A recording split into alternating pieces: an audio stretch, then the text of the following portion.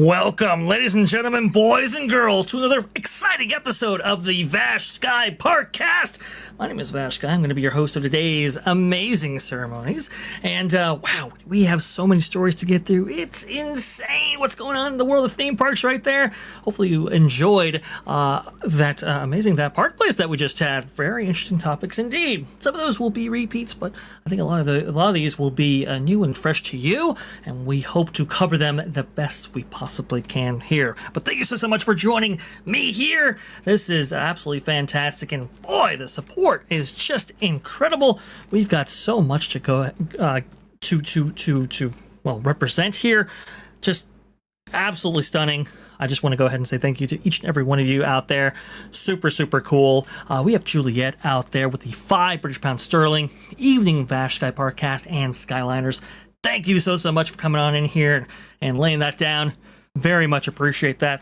You're just such an incredible mod for us, and just a tremendous supporter of this channel to do that on a consistent basis.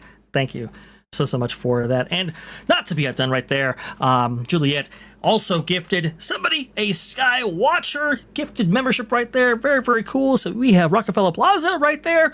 You know who to thank. Thank you so much, Juliet, for all that you do. And if you are a new member for this channel, well, that means that gets you access to Vash and Vixen, our special show that we actually do at 3 p.m. Eastern on Saturdays.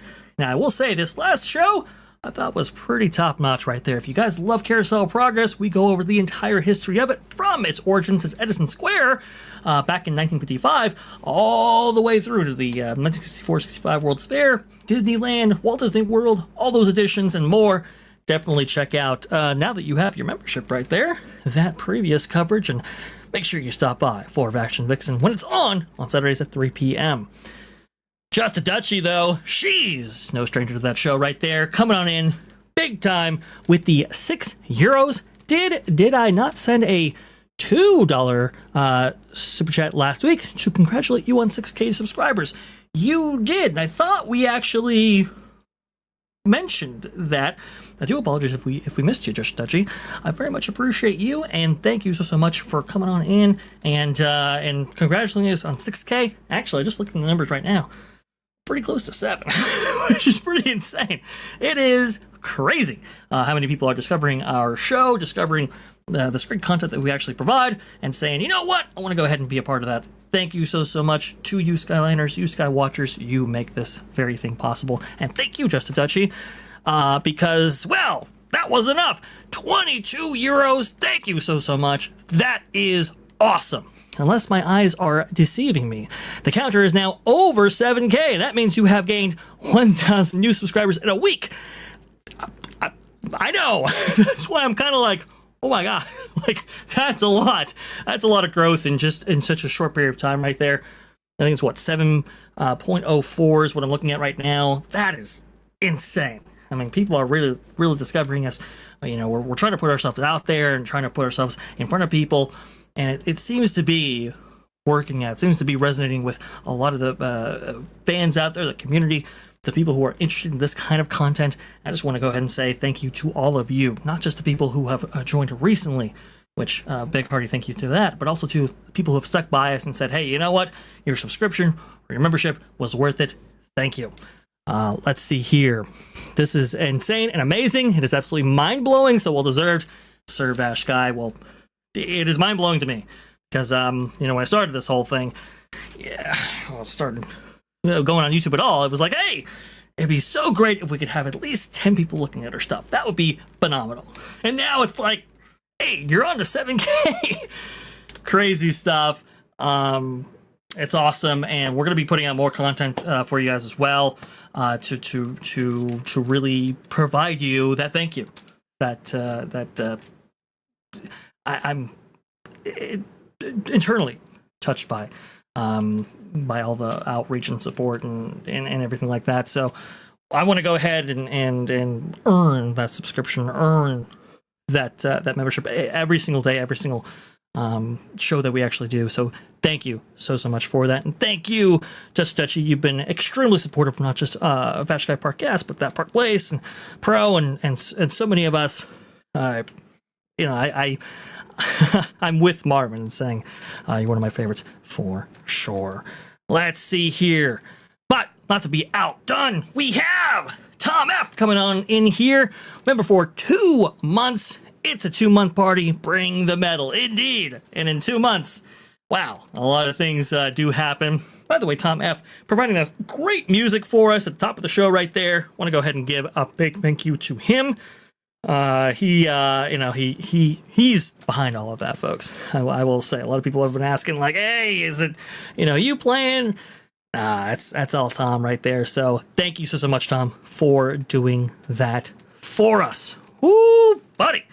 We are just doing all kinds of stuff. We got OG55 in the chat right there, by the way. OG55 and Jared could be joining me and Drew, actually, on Theme Parking tonight right there. So I guess it would be Drew and I, most technically speaking, but big props to OG because he was able to set that up. I'm just lucky to be there. I will say he has been absolutely fantastic. But he's in the chat right there. We got Freedom Seeker. Always great to see you right there. Just a Dutchie is in there. Awesome stuff right there. And yes, I think we got Shoop Chat. Very much appreciate that. We have, let's see, the Real Ventures in here. MagicalyMJ, of course. MJ, are you there? Let's go ahead and get you on right there. Let's see. Is there anything that we should know about when it comes to our amazing commenters in that chat currently? No, I think you've been doing an excellent job. They love that enthusiasm, man. You just like come in here and thanking everybody, and you grabbed every single super chat that came in, and it's a celebration anytime somebody continues their membership for more than a month. It's awesome. Yeah. Indeed, right? I'm trying to get better at that because you're doing great. I was a little deficient at that initially when starting out, which is surprising because I did 2-3PO Live for so long, and I sometimes I get so excited about the stories I can't help myself, and that's what happens there. We're good, but I know you've got some new tools in the shed there. We got some new clips for you that we'll be playing. Yeah. A few of them today here, and we have a big surprise for you at the end of the show, actually, because, well, somebody who has supported us for so long, who actually moderates for us, well, came up with a concoction that you guys all have to know about. That's going to be around just about near the end of the show right there, so stick around. You want to all see that. Don't go anywhere. Really cool. Mm-hmm. Oh, yeah. Don't go anywhere. You're going to be missing out on all of the fun. Mm-hmm. If you do. Let's see right here. All right. MJ, I'm going to go ahead and put you in the back just a little bit right there. Make sure that we, star those amazing comments right there. The ones that we want to bring up, most relevant to the discussion. And we don't want to miss any words from you. So please go ahead, get those comments in there in that chat. 10-4. Thank you, MJ. Very much appreciate you. Let's see. We have quite the story here for you because the Disney company, they did some good at the start of this week right here. I'll give it to them for this because we have been waiting for this to be resolved ever since the pandemic. And finally, it is. There you go. From Block Mickey, Disneyland finally removes the 11 a.m. park hopper restriction. Finally, we get this thing taken off right here. Disneyland Resort guests can now park hop between parks earlier in the day. Beginning today, June 9th, 2026, park hopper ticket holders and Magic Key pass holders no longer have to wait until 11 a.m. to cross from Disneyland to California Adventure, or the other way around. The change applies to both parks, subject to capacity at the park a guest wants to enter. One requirement stays in place, which we cover below. The update marks a noteworthy loosening of a rule that has shaped Disneyland touring plans since the COVID-19 pandemic right there. I think the restriction still staying in place, if I'm not mistaken. I'll go ahead and read out what this actually is, if it's different, but I believe you still have to essentially select the park that you actually want to go to initially.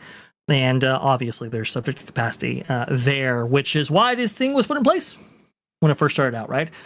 This rule was really to handle that revenge travel or that kind of that peak demand that came with the reopening of the parks. That was, April 30th of 2021? It's so crazy how that occurred right there. It shouldn't have never happened, right? This park should not have been closed for 412 days. But while it was, a lot of people wanted to go back, and well, they had to adjust their procedures and policies so that one park wasn't overwhelmed. That's where you get the reservation system, and unfortunately, with that, that's where you came this 11 a.m. restriction. I believe back in the day, actually, might have been 1 p.m. if I'm not mistaken, maybe 2. Oh, it's awful, terrible. But when they actually shifted that over to 11, that was much better. But still, though, let's say you wanted to have maybe brunch at the Lamplight Lounge over there in DCA. Well, you had to be really clear to get DCA first, or else you just wouldn't have that opportunity, even if you had a dining reservation and so forth. So if there just was an additional level of planning that, frankly, Disneyland didn't really have. Disneyland was kind of known as the place that you go on the weekend at your leisure, or maybe you get off of work and you want to spend a few hours in the park. A lot of that changed with those COVID era policies, and some of those still in place, like the reservation system, for example. But this, I think, is really a big time move, and I got to give it to them. I didn't think that it was actually going to come. I thought initially, when they announced it with Thomas Moslem there at the helm of the Disneyland Resort, I was like, okay, you know what? I believe this guy. This is what we're going to get. But he was elevated in that position to the chairman position of the Disney parks so quickly. It's like, oh man, is some of these promises going to actually come true? Well, it turns out promises made, promises kept. So I got to give it to him. Very, very cool right there. I love how they're starting to roll some of this stuff back and maybe restoring that magic. I will say, Disneyland has been extremely busy recently. It's got me by surprise a little bit because we're just simply not seeing that from Walt Disney World. Walt Disney World is okay when it comes to attendance, but these past couple of months, as it's been relayed to me by Disney Tourist Blog and others, we've had 8 out of 10 days, 9 out of 10 days, and 10 out of 10 days actually that have occurred recently. And perhaps that's the part of the offer of what is it, the kids get in 50%. Or whatever, that started in May. It's just been crazy at Disneyland Resort. And we're just not seeing that from Walt Disney World. In fact, Walt Disney World is bringing out all kinds of offers and initiatives to try to get people in there for this summer season. We'll see if that pays off. But Disneyland doesn't necessarily need to do that. And yet they are a little bit with these magic keys and so forth, right? They've never had an incentive for magic keys. But now they have an incentive to renew your magic key if you happen to have one. They'll give you a dining card. That's never been done before. We're also seeing the removal of some friction points that people have had problems with when it comes to the Magic Key program. It's a very interesting time that we have now where so many things are moving the way they are. However, Disney being Disney, unfortunately, they just can't help themselves. And in this way, I think this is appropriate to bring this up. I want to go ahead and bring up Disney vlogger Kirk. He has a TikTok account called Walrus Carp, if I'm not mistaken. And he had some interesting commentary from a visit that he recently had in which he actually indulged in Lightning Lane. Unfortunately for him, things didn't go well. Let's see what he has to say here on this one. Let's go ahead, make sure audio's up. Okay. Hopefully it plays. So I splurge on lightning lanes today at Disney, and again, this is like the buzz thing all over again. Look, this is the regular standby queue, which is saying 35 minutes. That is the start of the lightning lane. Look at it. Look at this. Bro, it goes out here and goes all the way to the back. I literally have to walk to the ends of the earth. Like, there's going to be like a 30-minute wait in the lightning lane. I saw a cast member say this in my previous video.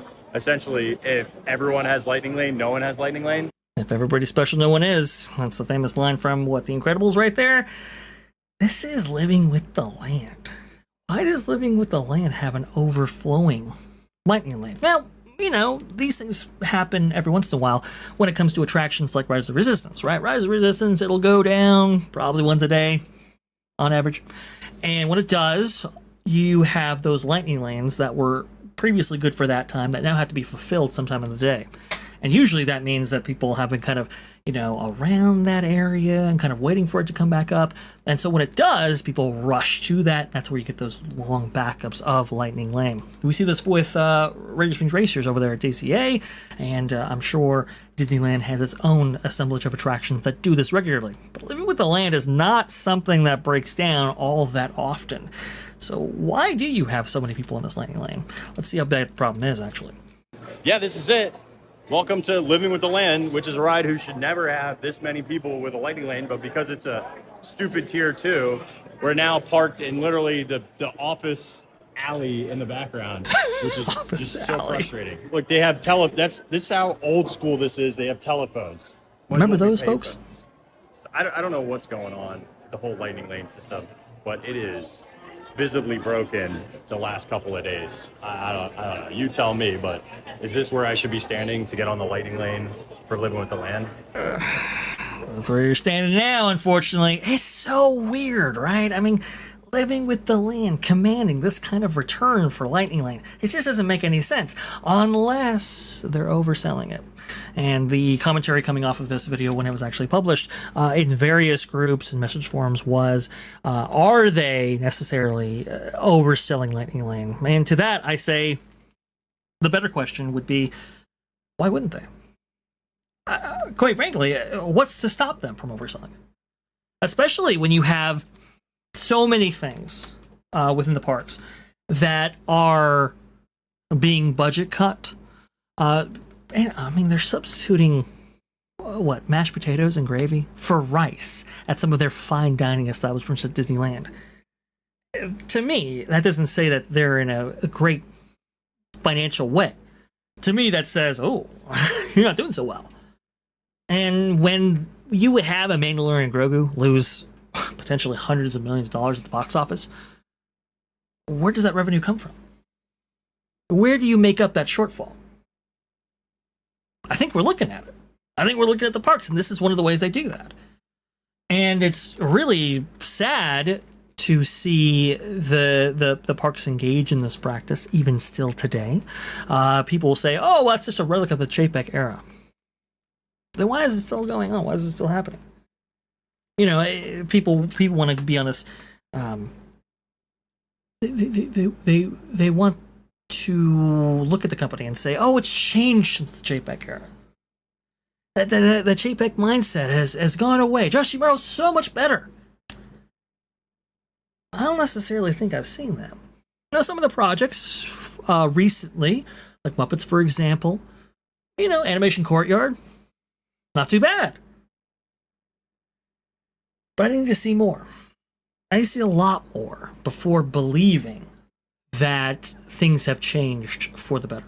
I think travel patterns have changed, and maybe that's why one of the reasons they got rid of the park hopping restriction there. I need to see more, though. I'm just not seeing that here. And when I'm seeing what they're doing, maybe with these Walt Disney World trash cans, which we'll get to in just a moment, I just think, I don't know. I think we're still on this warpath of extract as much money from people as humanly possible.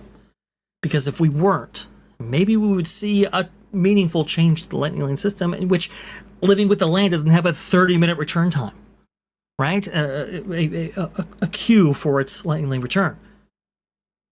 Maybe we see, I don't know, portion sizes go up just a little bit. A price is not as aggressively inflate the way we've seen now.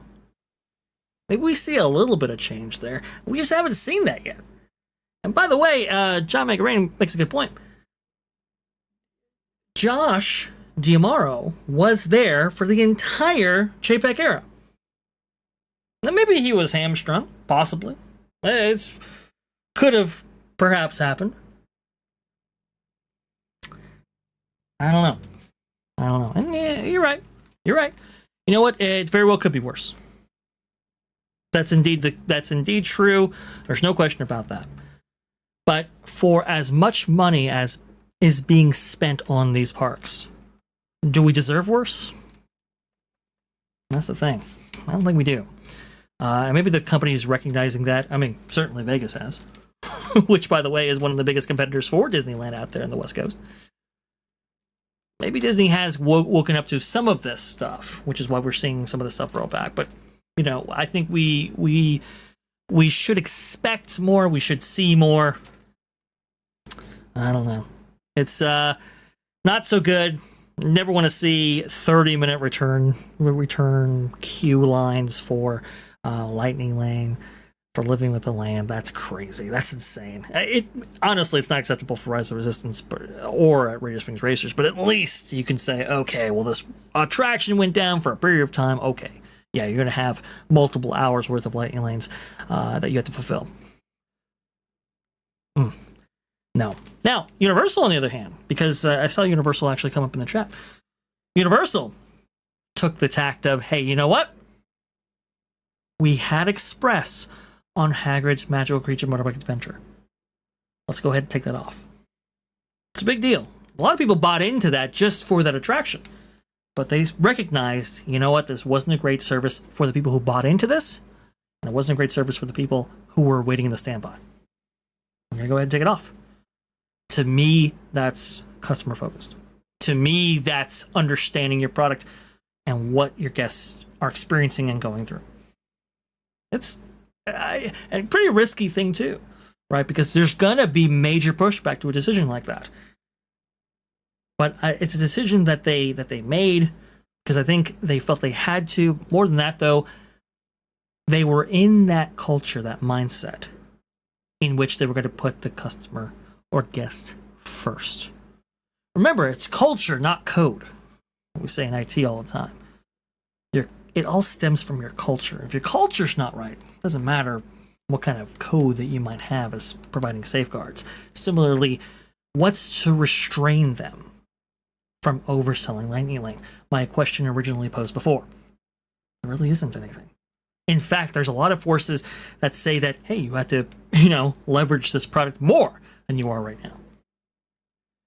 It's just a difference in culture, difference in attitude, difference in mindset, a difference in reasoning. And if you want to go ahead and change your reasoning, change your motivation. It all happens in culture, all stems from the top. And I got to see more from Josh tomorrow and Thomas Moslem before believing that things are necessarily on the right path yet. We'll see, though. We'll see. There's some examples coming up where Disneyland Walt Disney World, Disneyland, and Disney parks in general can show us up. I look forward to that event happening. Here's what's also very interesting as well. In terms of ride capacity right here, this was very, very strange. Here you go from Walt Disney World News Today. It's a Small World closed for nearly an entire day yesterday. This being June 7th, so June 6th right there, at the Magic Kingdom. This is Austin Houghton, I do believe, who is writing for Walt Disney World News Today. It's a small world after all, but unfortunately sometimes the ride's operating hours are even smaller, which was the case for the iconic attraction at Magic Kingdom yesterday. Unplanned It's a Small World closure. Guests hoping to enjoy the happiest cruise that ever sailed had a much harder time doing so on Saturday, June 6th at It's a Small World. Again, a Saturday. This is where this happened. This is not a day in which you should be expecting rides to be down for an entire day, especially unplanned, and yet it happened there.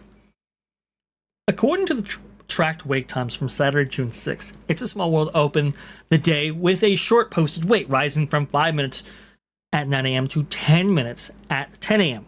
Pretty typical for the attraction.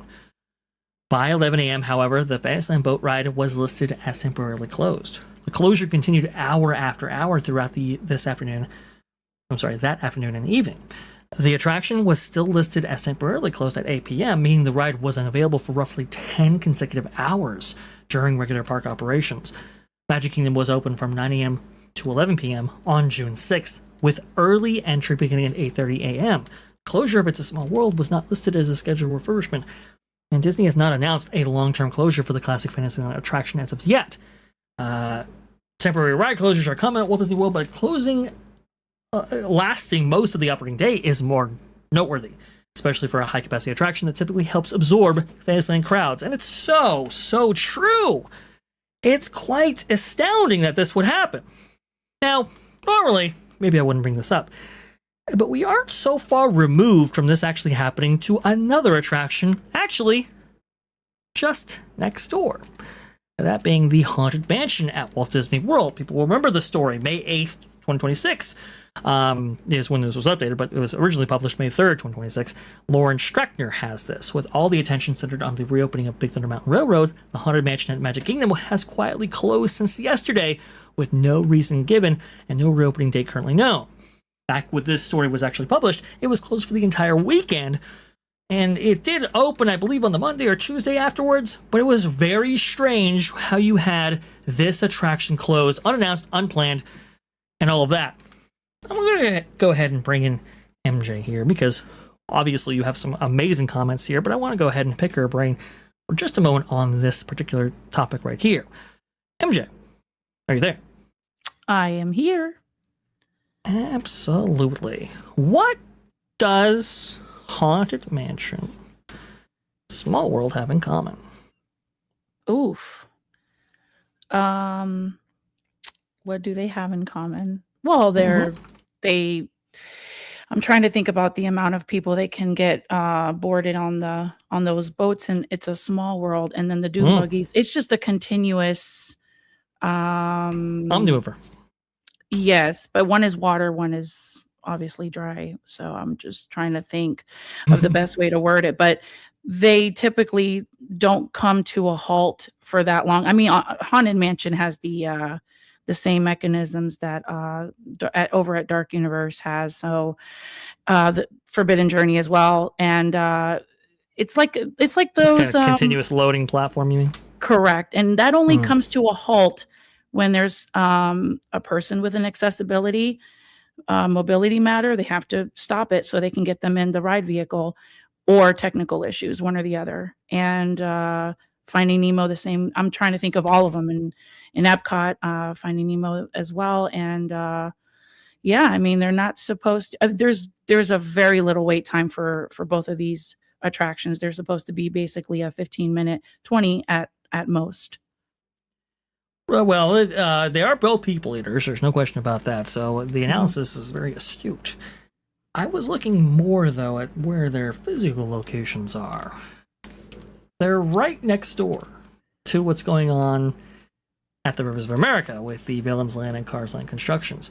If I had to measure, if I had to guess as to why these two attractions happen to close at this time, it might be because of their proximity to that construction. Maybe some lines, maybe some electrical, maybe some plumbing, in which, might render these rides unable to fulfill their intent of actually having guests ride through them. Just a thought.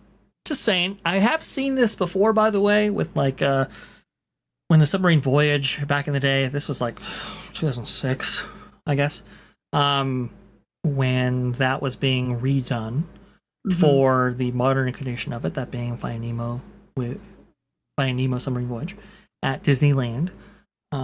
It did have effects for those attractions around its proximity right there, and you had water lines that were hit sometimes, and they would overflow in Tomorrowland and all that.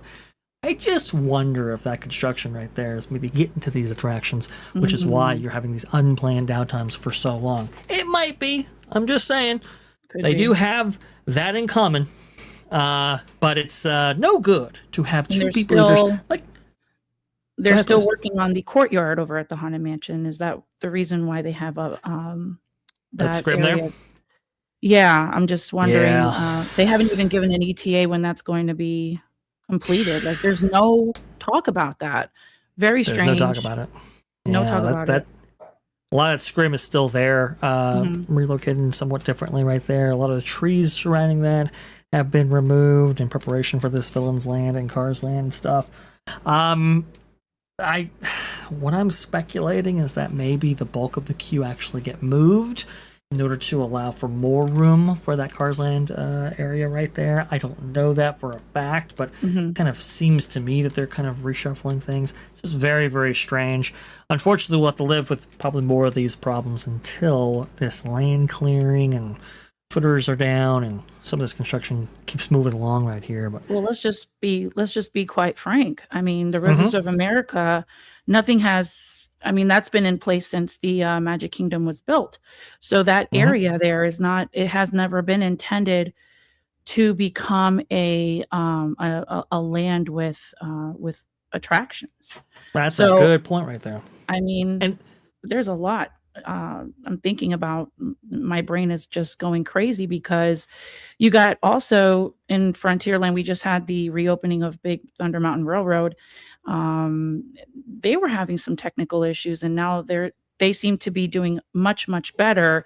But I'm thinking about under wires. You know, when you have a construction site and you got to do the cables and the wiring and things like that, because let's face it, the electricity that's needed for these buildings to be able to function is it's massive. And there's a lot. Looking at all the trees and the land over there, they're going to have to probably. I'm not a construction expert, but my goodness, they might have to add something else, because that's a lot of power, more power needed for Villains and Piston Peak. Yep, yeah, I think there's something to be said there about that. I mean, we know that there were some issues related to maybe not this version of Tiana's Bayou Adventure, but certainly Disneyland's back in the day. We actually covered that in that Park Place, that they were having a heck of a time with the sorting out the electricity issues there with that 70-year-old park. But with this right here, it's very, very interesting. I think you brought out something that's really profound. Both Small World and Haunted Mansion are both opening day attractions. And like you said, the Rivers of America was never meant to be displaced the way it has been. So, something's going on. Something's happening right here. I don't know if this means we'll have further disruption in this area, but we very well may. Now, MJ, did we have anybody in the chat that want to go ahead and get in on the discussion here? They're just fun comments. It's a small world after all, with the it is great smiley face. Absolutely. And she came back again. And was the Haunted Mansion actually haunted? And then she says, they are cursed.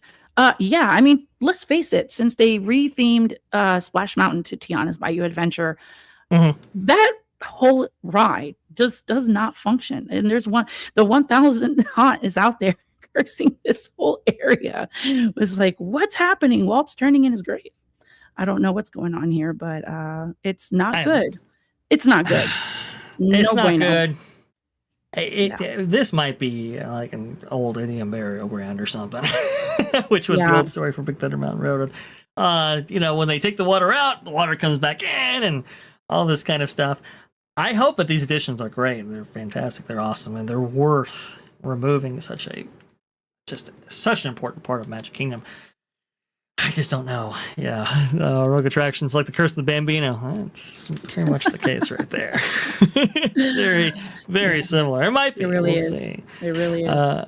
Someone didn't call before they dug? Yeah. Possibly. That's kind of what I'm thinking. It's weird. Yeah, when you think about the way that they had to dig for the waters, right? And then they had a track for that riverboat. It's a special track, and I don't think not too many people know, but this wasn't intended to be completely flat with. I don't know what else they're going to put in. Piston Peak might have a couple of shops and dining and quick service restaurants is what I meant to say. And what is it? 2 attractions that they're going to give us, but that whole area is. I wonder how deep they had to dig though to fill up for the rivers. I'm just curious. I wish there was a documentary behind that. I know Disneyland has a beautiful one that explains it and it actually shows the workers and how the rivers was created over there. But the one over here in the Magic Kingdom, I'd like to see that. If anyone knows it exists out there. It's really interesting because we know that Magic Kingdom sits on the second level, not the first. That because due to the utilidors underneath Magic Kingdom that provides so much of its infrastructure for that park right there. Navigation for cast members. Actually, we're going to be talking about trash cans, so it has trash services, all kinds of stuff. Down there, I do wonder how the Rivers of America actually interacts with that, and I just don't know. I really don't know, but I think there are complications that maybe haven't fully been foreseen when actually doing work in this area. At least that's, in my opinion, what's going on. Mhm. Again, though, as speculation, I will say on my part, but I wanted to go ahead and bring that story to you because I thought it was really, really fascinating that you had such a huge attraction in the form of Small World with such high capacity, as you beautifully pointed out right there, MJ, actually go down in that way. Very, very curious indeed. Anybody else that we want to go ahead and highlight before going on to our next story? I don't think so. Just a lot of really, really good banter between the live chats. Thank you guys so much for being out there. Thank you for watching. Thank you for keeping the live chat flowing, even though the rivers are not.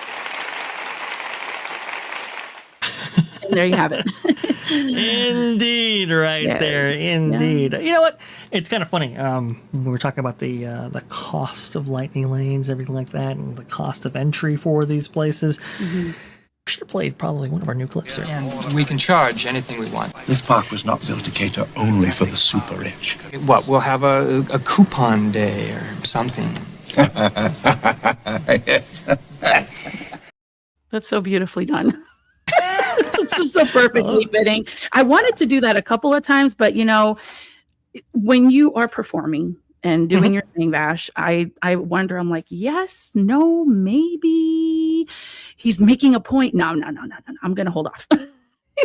Well, Finding I do the right time appreciate is like really, really special back here, guys. You have no idea.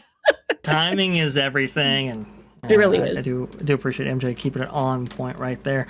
Let's go ahead and move on to our You got next story. I'm Keep gonna an go eye ahead on the and, chat. place it in the back. Yes, keep an eye on the chat for You got us it. there. Very much appreciate you, MJ, for that. This is really, really something right here. So we've been keeping track of some of this stuff. Yeah, obviously, Disney has a little bit of a trash problem sometimes. You know, and maybe part of that's gas, maybe part of that's something, you know, else right there. But Disney, at least when it comes to some trash cans on resort property, you know, they just don't get to them as quickly as maybe they should. There might be a variety of reasons why that actually happens right there. But, c'est la vie, it does indeed take place.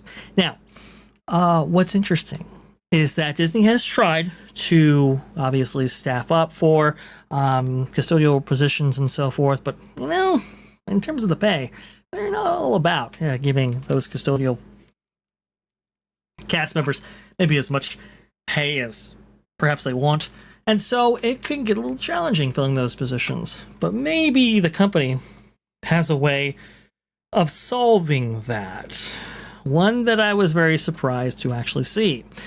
You'll note here that this is Mike from Blog Mickey right here. I want to go ahead and get the date on this because, yeah, December 6th, 2024 is when they started with this this idea of maybe perhaps changing out the trash cans at Walt Disney World. Now, they were in this testing phase here, but the idea being that these would be new solar-powered trash cans. And it's like, why does a trash can need power? Okay, a trash can needs power if, in fact, they want to go ahead and compact while in the bin itself, right? And with that compaction, obviously, you need power of some kind. That's where the solar power comes into play right here. We'll get into why that compaction is so important in just a moment right here. But Epcot expands pilot of solar-powered smart trash cans ahead of possible park-wide rework. I want to go ahead and get this May 15th. So last month there, they had started to roll out more of these cans. And I saw that kind of hit my feed right there, and I was like, oh, that's very, very interesting. I wonder how many different places these cans will actually show up in. Well, now we know our answer here from Blog Mickey yet again. This is just a couple days ago. New Walt Disney World will be rolling out the smart solar-powered trash cans to all 4 theme parks, both water parks and beyond. Yes, this is a huge switch out of their current trash cans to now these solar-powered trash cans that have these built-in compaction units right there. This is very, very big time stuff right here. Blogger Mickey has learned that Walt Disney World plans to expand its solar-powered trash cans far beyond Epcot. Smart cans and recycling bins are heading to all 4 theme parks, both water parks and Disney Springs, with the rollout stretching through the rest of the year. This follows the Epcot World Showcase rollout that we reported on, which itself grew out of a lengthy pilot at the Germany Pavilion. That pilot delivered exactly what Disney hoped for, clearing the way for a resort-wide push. Walt Disney Imagineering is also involved in the design work, and that detail tells us a lot about how seriously Disney is taking the theming. Yes, so you have a lot of themed trash cans, obviously. Some of the ones that are most prominent are probably the ones that are near the Cinderella Castle, which I actually love. They have those beautiful toppers on them. As far as where, that's going to go, well, can't really do that with solar power, so that's a shame. But, what is it? Star Wars Galaxy's Edge has themed trash cans and all of that. So it's a big deal. Okay. So why am I bringing up trash cans? Why am I saying this is a big thing? Well, here's the thing, folks. Okay.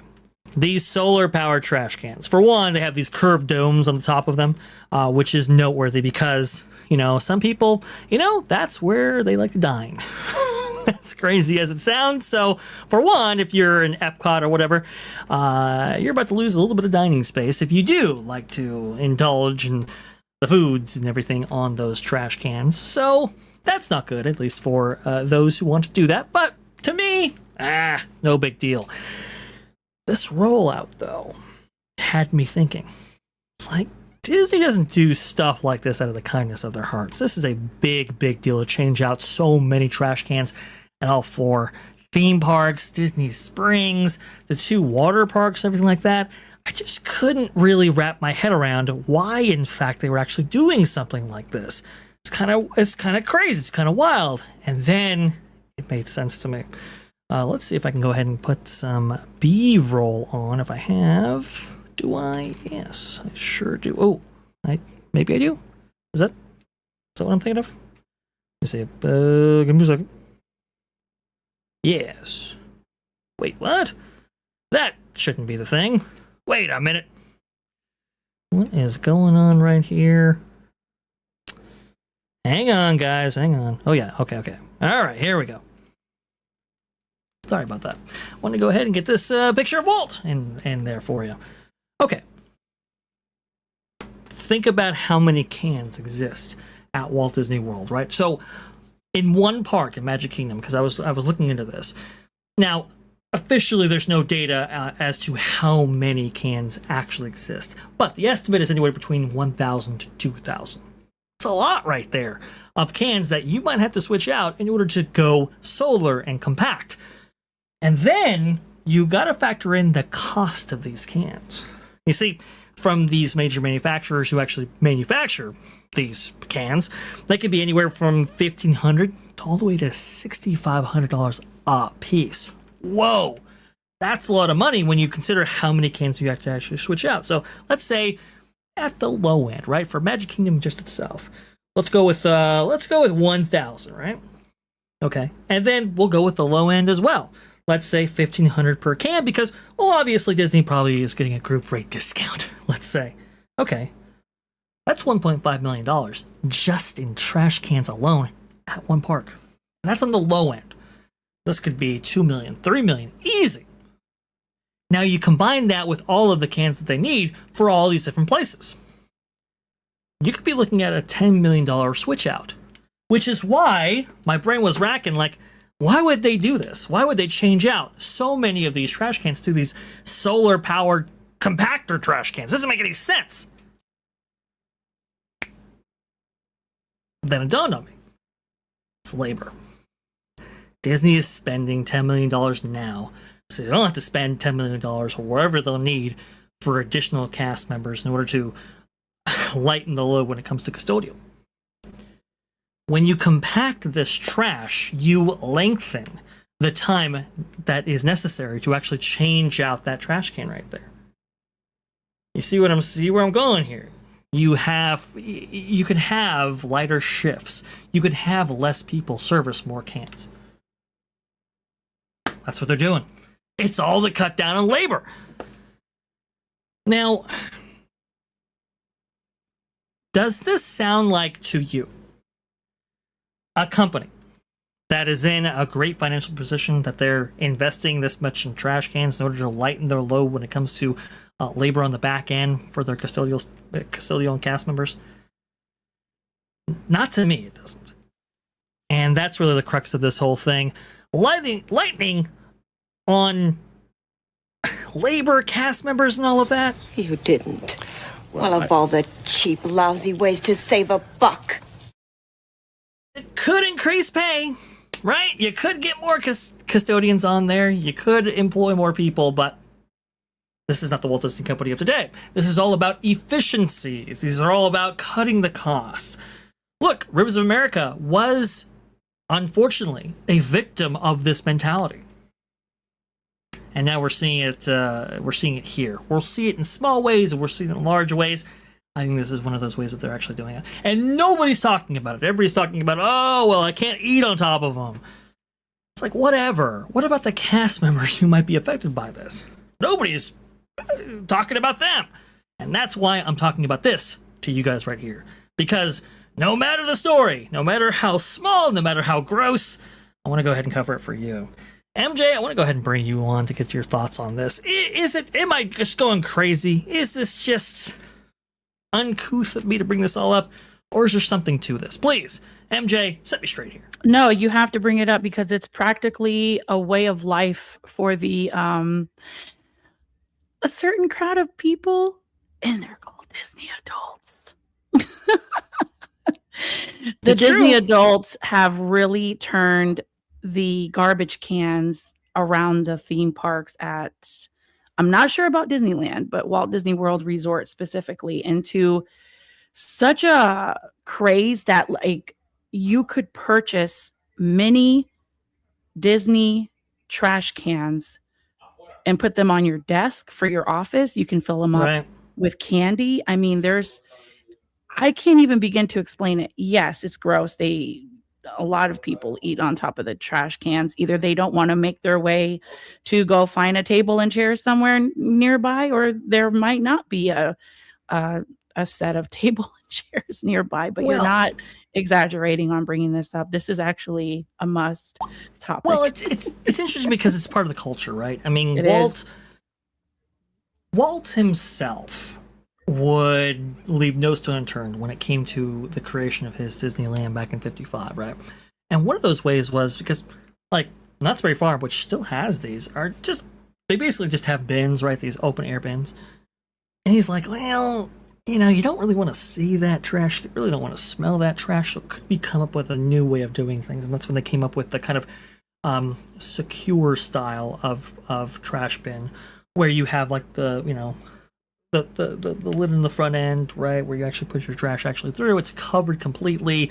It is housed, in this manner that really contains its smell and all of that to that bin right there. That was a Disney invention back in the day. That's how seriously they took this. And by the way, they walked, Walt Disney himself, he actually walked the park and determined how frequently a trash can should exist, which is why you have like 1,000 trash cans practically in Magic Kingdom, and why this rollout might be as expensive as it is, and maybe perhaps that's why they were testing it to the extent that they were. This, what I worry about, and actually it's interesting. Let's see. I think Freedom Seeker. Yeah, I brought it up because it's so true. Mm-hmm. Right, because even though you are necessarily getting a labor savings here, it's considerable, folks. I looked it up. This is why so many amusement parks are actually doing this, and airports and so forth, which is the first time I actually saw absolutely active, compaction trash can like this. Mm-hmm. The reason why is because the labor savings are enormous. It really does actually add up, which I mean is like the number 2 reason why amusement parks actually do this. My worry is that they don't staff up for maintenance technicians in order to ensure that these things don't break down. Yes. And MJ, what happens when you have some cans that are literally down for maintenance or down because they don't work? Where does that trash go? You see where we're getting here? Yeah, Like, it gets piled up, and we've seen a lot of footage on overflowing garbage cans. I remember specifically one of our good friends. I'm going to pull up another comment while I just bringing this up. Our friend Ron from Follow the Bradleys Fun. He was a former cast member, and he specifically stated more than once that part of the training was, the trash. It doesn't matter what your rank is as a cast member or Right. where you're stationed. If you are going to your area of the park, wherever they're going to have you at that day, you if you see trash on the floor, you have to pick it up. It's like Right. a second nature.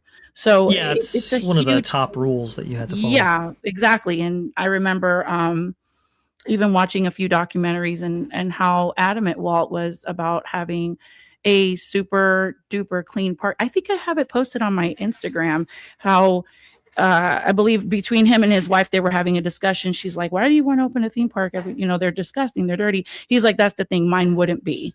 And, that's how much he cared about that specific type of maintenance into the park, that we see everywhere in Disneyland and Walt Disney World. Now, after the pandemic, there was a natural shift in cast member training, and what we see now compared to what we saw 10, 15 years ago, it's completely different. And it's completely different. Yeah.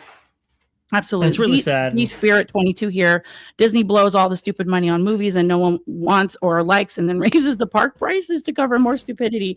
And he's saying that trash cans aren't a problem. I don't know how to feel about that because they're not a problem now.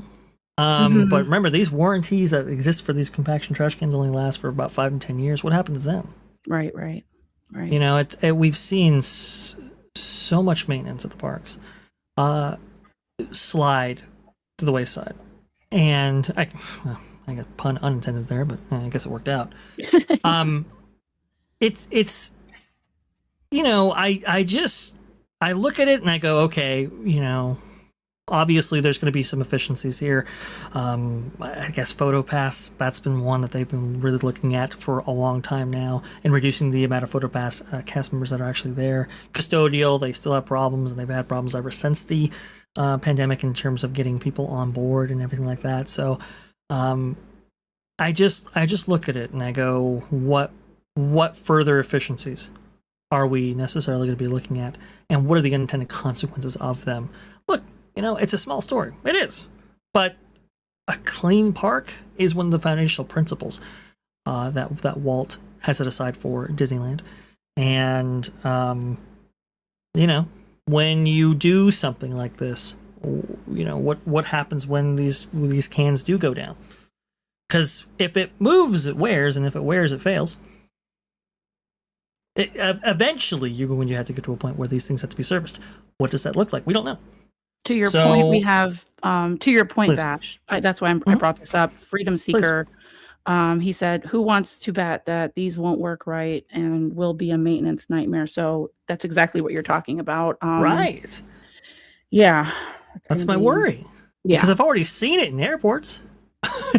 It's like, I just don't know in this rush to make these parks and experiences as efficient as possible for the Walt Disney Company to leverage that money or that revenue as much as possible, right, for these movies, entertainment products, and so forth.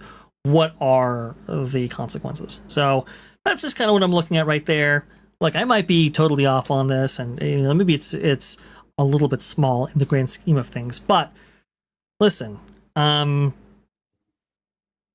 cast members and their positions might be affected, when you're looking at something that might change your experience and how you and how you navigate these parks and so forth, with the potential that these things actually go down, I don't know. I think it's worth actually bringing up. But c'est la vie right there. That's what's going on in the bin. The trash bin, that is. The trash bin. By the way, it's time to leave the cans aside here. Turn the others into trash cans. See you later, trash cans. See you later, trash cans, indeed.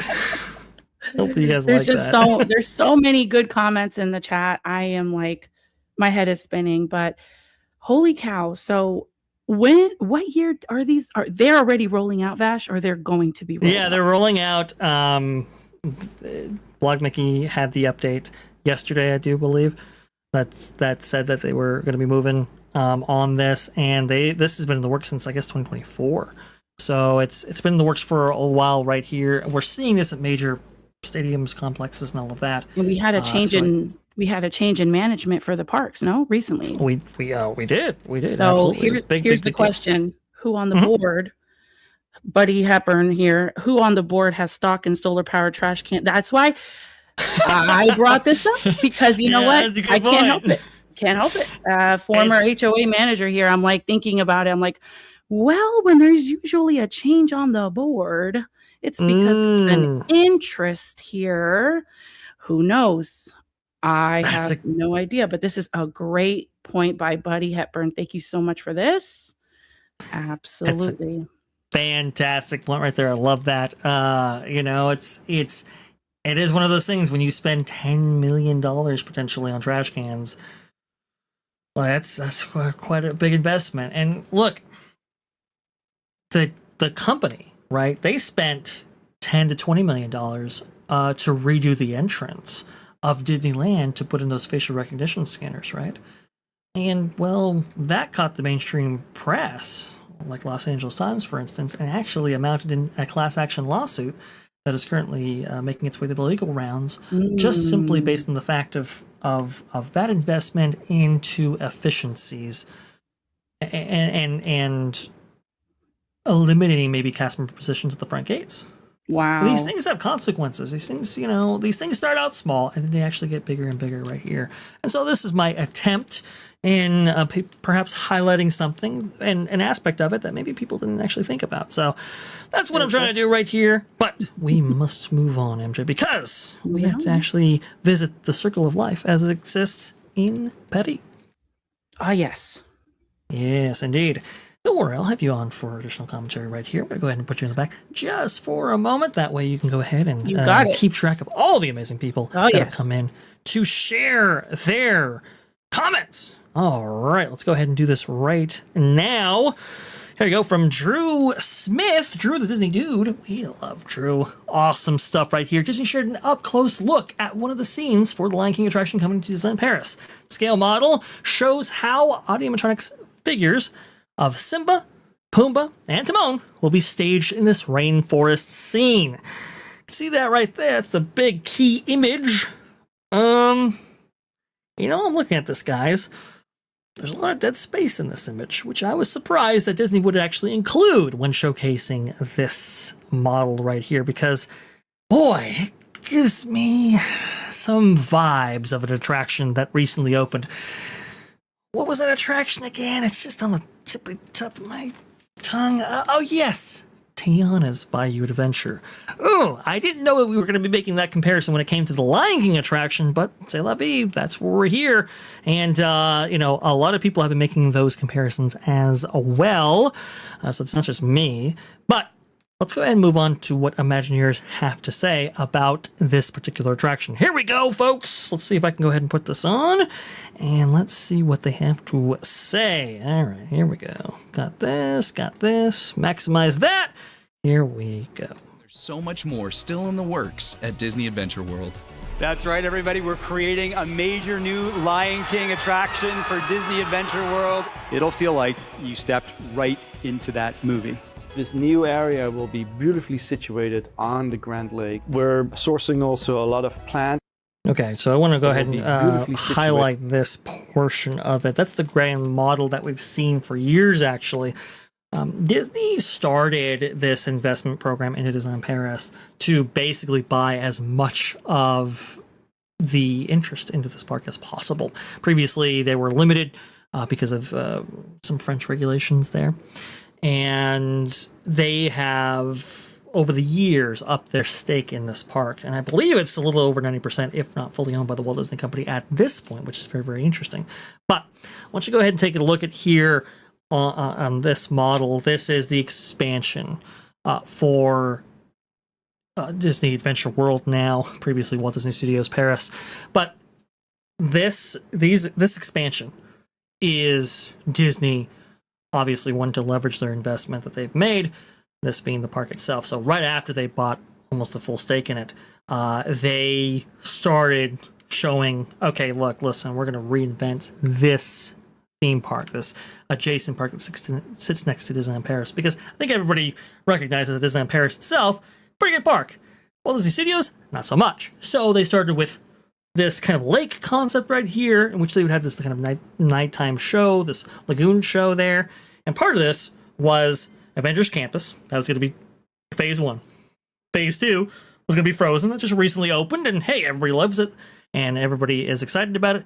Fantastic stuff. But then there was phase 3. Now, when they originally showcased this, it was going to be Star Wars Galaxy's Edge, which had a lot of people like, oh, well, that's interesting. Now, it wasn't a full Star Wars Galaxy's Edge, I will say. It was only a partial Star Wars Galaxy's Edge. Specifically, they were going to have, like, the portion of Batuu where you actually see the Millennium Falcon, but it wasn't actually going to be the Falcon. It was going to be an X-Wing. Okay? And then beyond the X-Wing, that's where you actually get Rise of the Resistance. They weren't going to do Millennium Falcon Smuggler's Run. They were just going to stick with Rise. Okay, fair enough. It's a fantastic ride attraction. Obviously, it's based on the new trilogy, which is not so good. But in terms of attraction-wise, pretty decent. And more than that, it's ride system right there, state-of-the-art. And people had been saying that it was one of the best rides that Disney's ever done at the time that it came out, at the time they made this announcement. Well, over the years, they started saying less and less about Star Wars Galaxy's Edge as that third expansion for Disneyland Paris, that being Disney Adventure World, that is. And then they said that they weren't pursuing Star Wars at all. So that had a lot of people surprised, like, oh, what is going to be in this space? And then finally it was revealed at a... this predate D23? It might have. They said they were going to do The Lion King. I was shocked because some people were actually expecting Avatar in this space. Lion King was a very surprising one. Yeah, maybe it was actually D23 2024. Anywho's, we've gotten some looks at this model and at this ride. The Imagineers illuminating just a little bit more on what we'll expect to see. Here you go. On the Grand Lake, we're sourcing also a lot of plant and tree material. We have to create the African savanna in Paris. And the way to do it is we find local types of trees that will grow in Paris. And over the next, several months and years, we're going to be training them and pruning them and clipping them so they have that iconic shape. And that might be very impressive for people maybe who don't know their history. But Disney actually did this back in the 1990s with the acacia tree that they tried to bring over from Africa. Well, they unfortunately failed at doing. You see, when Disney's Animal Kingdom was up and going, obviously you have that amazing savannah section there of the Kilimanjaro safaris. And in order to bring to life Africa in Central Florida, they did bring over acacia trees and try to plant them there. Unfortunately, they didn't quite take. So what they did was they took oak trees and actually trimmed them and made them look kind of like that distinctive acacia plant right there. So they're doing it again. And it's like, really? You're going to spend this look at this ride, this highly anticipated attraction, I will say, and you're going to spend this time on the plants? You don't have anything to show, do you? Yeah, that's what a lot of people thought. And worse than that, though, I believe the Mountain King had this to say, which I thought was very, very interesting. Because every time we talk about new lands in Disneyland Paris, it's just trees and plants. What about actual shelter, walkthroughs, playgrounds, indoor restaurants instead of another exterior kiosk? Such a big land with just one attraction. Fair enough, but he actually continues on this. Is this all in French?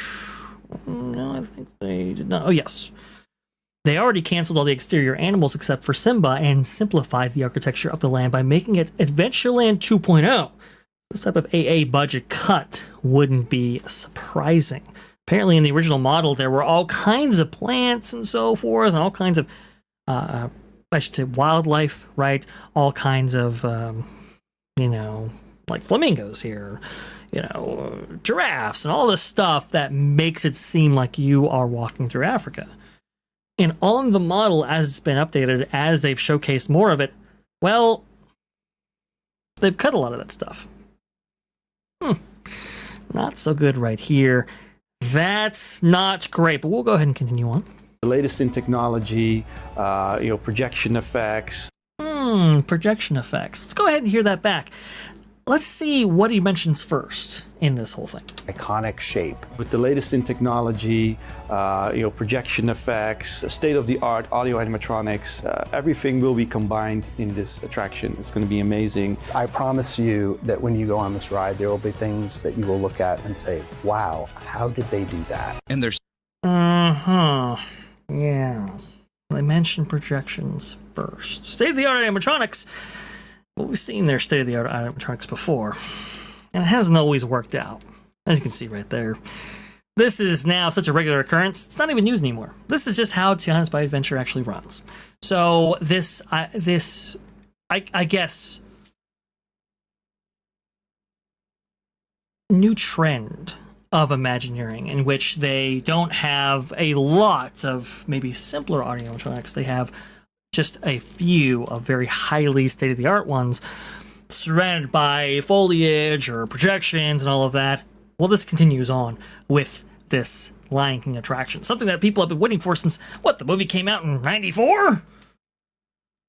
People have wanted to see this. And so to see this maybe repeated again, a little bit heartbreaking for fans. And that's why a lot of people are, they don't have the greatest opinion of this ride the more they actually learn about it. And it's a shame. Like I said, people have been waiting for this for so long. And yet, it looks like Imagineering might be under-delivering again. Most unfortunate. Now, I get it, right? John Make It Rain, you're exactly right. It's just a model. It is just a model. That's true. But it's that initial promise, right? In which you showcase these models, let's say, at D23, right? The Ultimate Fan Event, which I believe is where this model was first put on display for the people to actually see it right there. If these things aren't going to be a part of this, why include them initially? Do you know what I'm saying? Like, why set up this kind of false expectation? Because clearly, maybe you didn't have any intention to bring those animals and critters to life around there. So just don't. This is why people get upset. I mean, look, Tiana's Bayou Adventure, the first initial piece of concept art, right, for that project was very different from what we ultimately got. Okay, if you don't have anything, let's not show it. Let's not make that promise here. I mean, in that case, they had to because people were so up in arms about the closure of Splash Mountain. They had to show something. But this is why people are not entirely convinced that WDI is back. This is why people have some hesitation, some reservations about wanting to believe that Imagineering has been restored into the institution that everybody loves and remembers from the past. The institution that they were known the world over for being. It's just, if you necessarily can't spend the money on a Lion King attraction because of one reason or another, maybe don't. Maybe choose something else. But this is what they're actually doing right here. They're benefiting off of the goodwill generated by that IP and the enthusiasm from people that they would naturally have for a ride finally coming into existence now. I do also wonder, too, because Marvin made a great point here. It's one I hadn't thought of for a little while. How is this going to actually work in the winter? It snows over there in Paris. It does get to freezing temperatures. How are they going to deal with the fact that you have a water ride that is in this climate in which it does freeze? Do you have to pour in more maintenance to prevent water lines from bursting, to prevent a lot of the damage that comes from freezing, and so forth? You can't have it open all year round. It's got to be closed for a period of time. I don't know. When I look at Rise of Resistance and how honestly good that attraction is, how many animatronics are actually featured in that attraction, that ride, how ambitious that all is, I just kind of wonder if this is the right decision to be made right here. Not quite sure.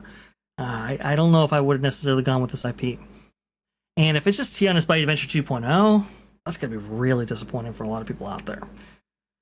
I don't know. I'm not sure. Real Venture's exactly right here. They could have made it a simple dark ride. I don't know why they went with the boat ride. I agree with that.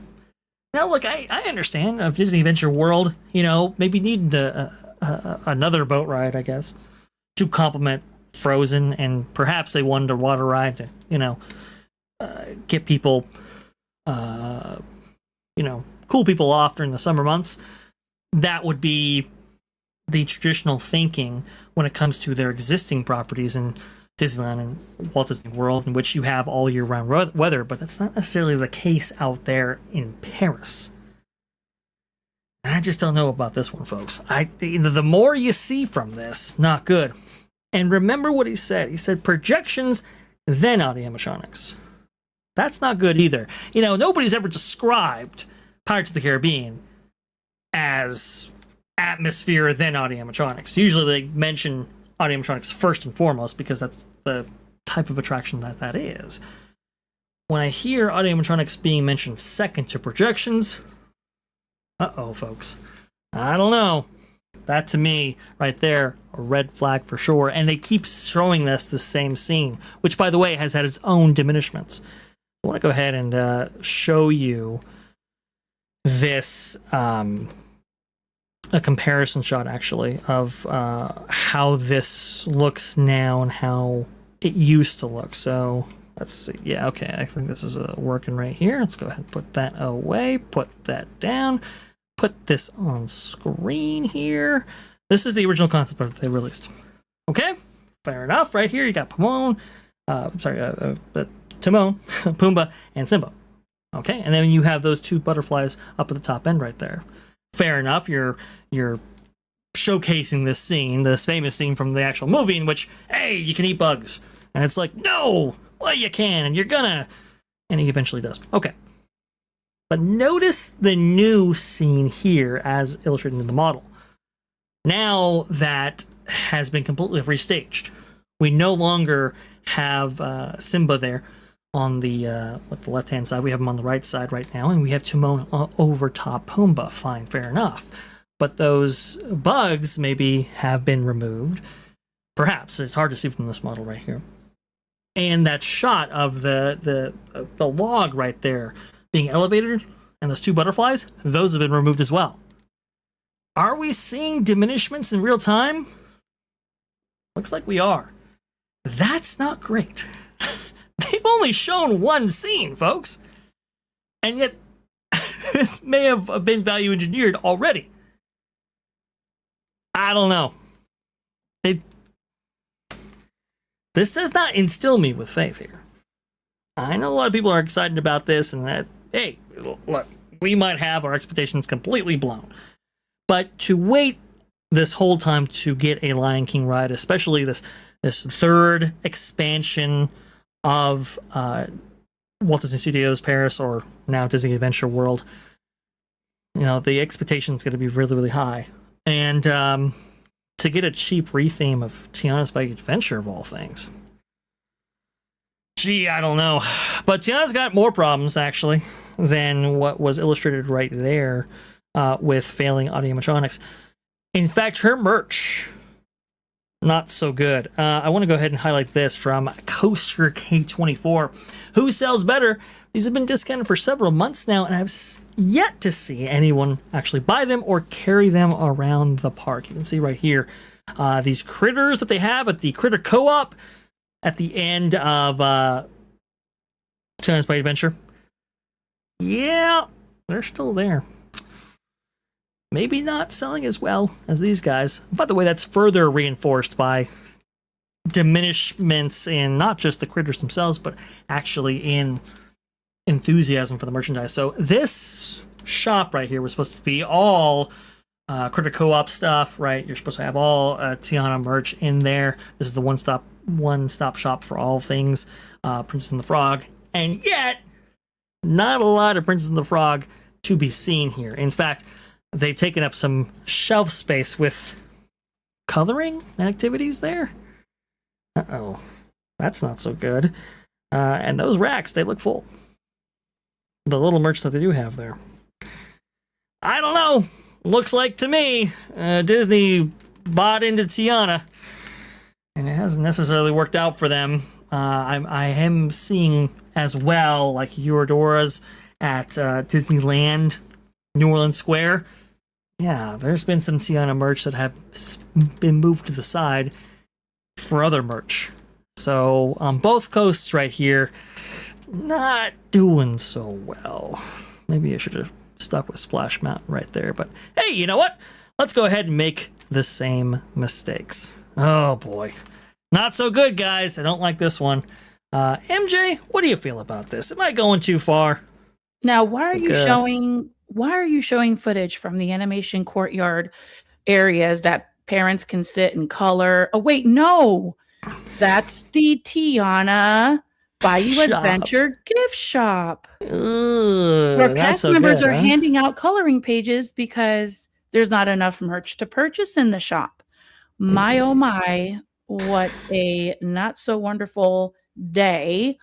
I highlighted a couple of comments because so true for Freedom Seeker.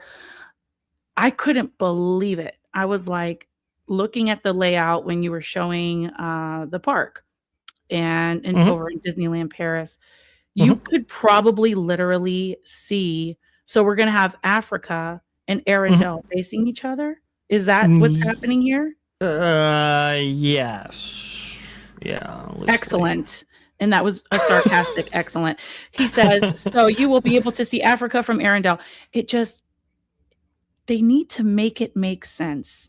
Yeah. And I could not have agreed more with our friend. I believe it was the Real Adventures earlier that you pointed out when they could have just did a dark ride. They did not need to do this. The weather it's not fitting because of the type of geographically, let's just say, in this part of the world, like you guys were saying, it snows, it gets cold. I mean, look, we're learning in Florida, we had a freeze for the first time in 75 years. And a lot of the plants suffered, and the pipes and the plumbing, and we had sewage issues. Right. Management did not foresee that happening because they were not prepared. Now, I wanted to bring out this comment, the Real Ventures. The animatronics might not be as advanced as the Tiana ones, perhaps. Do you remember, Vash, when I would say a couple of years before the construction even began for Tiana's Bayou Adventure, they were just showing off every animatronic that you would be seeing in that ride. They're not, and they are not doing that with this Lion King theming. They aren't, and that might, to me, that says that they're behind the eight ball on this. I mean, I think Lion King was a last-minute decision. And I think we know that because the concept that they showed initially of the exterior of this actually had not the animated versions of the characters featured outside. It was the live-action characters featured on the outside. And they later came out and said, no, it's going to be animated. This is all based on the animated works that originally came out during the Disney Renaissance in 1994, I do believe. If I'm not mistaken. I think I have my math right there. That's what this was going to be all set on. So, to me, I think you're right. I think I think they're just behind when it comes to showcasing a lot of this stuff, and one of the reasons why I think they showcase this as much as they do right now is because they actually have to do a little bit of that based on the financial stake that I think the country of France still has, and so they basically have to showcase what they're going to do before they do it to investors. Yeah. Anyway, they had to have this public forum or whatever. It's kind of a complicated thing, but you know, that might be why. What is going on right here? O2RR coming in. Yep. Please. With your enthusiasm, Vash, good sir, please take the wheel on this Okay. one. With the $4.99, thank you so much, O2RR, for this awesome stuff right there. Speaking of Lion King, have you heard of the comedian that got sued for translating the opening line of the movie as, look, there's a lion, oh my God. No, you got to say it with the way the guy did it. Look, yes, there's a lion. Oh my gosh. There's a lion. Oh my gosh. Yeah. I saw that, right? Because that's kind of the opening line of the Circle of Life song. Yeah. That takes place at the very start of that movie. I saw that. I was questioning whether or not that was actually the line as it's translated from Swahili. And it turns out it might not have been. So yeah, that's why he's in trouble. Get sued. Uh-oh. That's not good. Had to be a comedian. I did see that though. Yeah. You actually have that sound effect. Oh look, there's a lion. Oh my God. Yeah, I do remember that. That was pretty good right there. Thank you, O2RR. Absolutely. Thank you so much, O2RR. I had a question for you, Vash. Please. Do you think we're going to have a projection situation here where they are already understanding that because of climate and you know the geographical location of this attraction, weather, everything, do you think that they are skeptical of putting as many animatronics as Tiana's on this attraction? We're going to have more of a projection screen type of entertainment ordeal on this. It's possible. I think they have seen the pushback against Tiana's Bayou Adventure for this issue that never quite goes away of these animatronic figures just you know spazzing out or losing motion or losing function or whatever and being quote in this broken state. And so they might be looking at that and going, okay, well, perhaps we should have even fewer audio animatronics or maybe even simpler audio animatronics, still state of the art, but you know, not maybe as many functions, and just do it that way and maybe have more projections. That is a possibility, because I think, you know, with some of Imagineering's ambitions, I think they want to be reliable or seen as reliable as well. This just has not been the case. We kind of saw this, by the way, with the second generation of Imagineers, partially with the third gen as well, where you had this kind of emphasis on reliability, especially following the Expedition Everest, right? I mean, that kind of changed the course for a lot of these ambitious projects. So, I mean, the Yeti hasn't functioned in how long? Well, ever since it opened, right? Because it was such a colossal screw up that ever since then it's just kind of like, okay, we need to have a built-in B mode. We need to have our animatronic, you know, characters. They need to be accessible. You know, there was a really this big push for serviceability, and I think more broadly reliability. Unfortunately, with these new Imagineers, you know, that's the thing. Experience teaches you a lot. And with these Imagineers being so green in their duties, I think they have lost a little bit of institutional memory, specifically surrounding the installation of Tiana's Bayou Adventure and those characters and so forth. And that might be changing as they grow, as they get more experience. So to your point, that might be happening. That might be happening. We have just a duchy for €6. Freedom Seeker made this comment in the chat. In the winter, they drain the water, and it's an adventure hike walkthrough. All right. Another Kilimanjaro walkthrough exhibit. Okay, we'll take it. I suppose you could. No, I don't think they're going to actually do that right there. It's interesting. You're going to have to store this water. I mean, I suppose you could, you know, store the water. Ingest. Well, they do have reservoirs in like Disneyland, for example, where they store water. When they empty out like Rivers of America or the Submarine Lagoon. They do store it. They don't actually, you know, what is it? Waste it. I would assume, maybe because of French regulation, you have to do something similar here, or maybe you could do something clever. Maybe it's kind of like if you've ever seen, which by the way, it's a really great showcase of Imagineering and how talented these guys were back in the day. So for Disney California Adventure, right, you had Grizzly River Run. They understood that attraction would need to be drained on a regular basis in order to maintain that ride appropriately.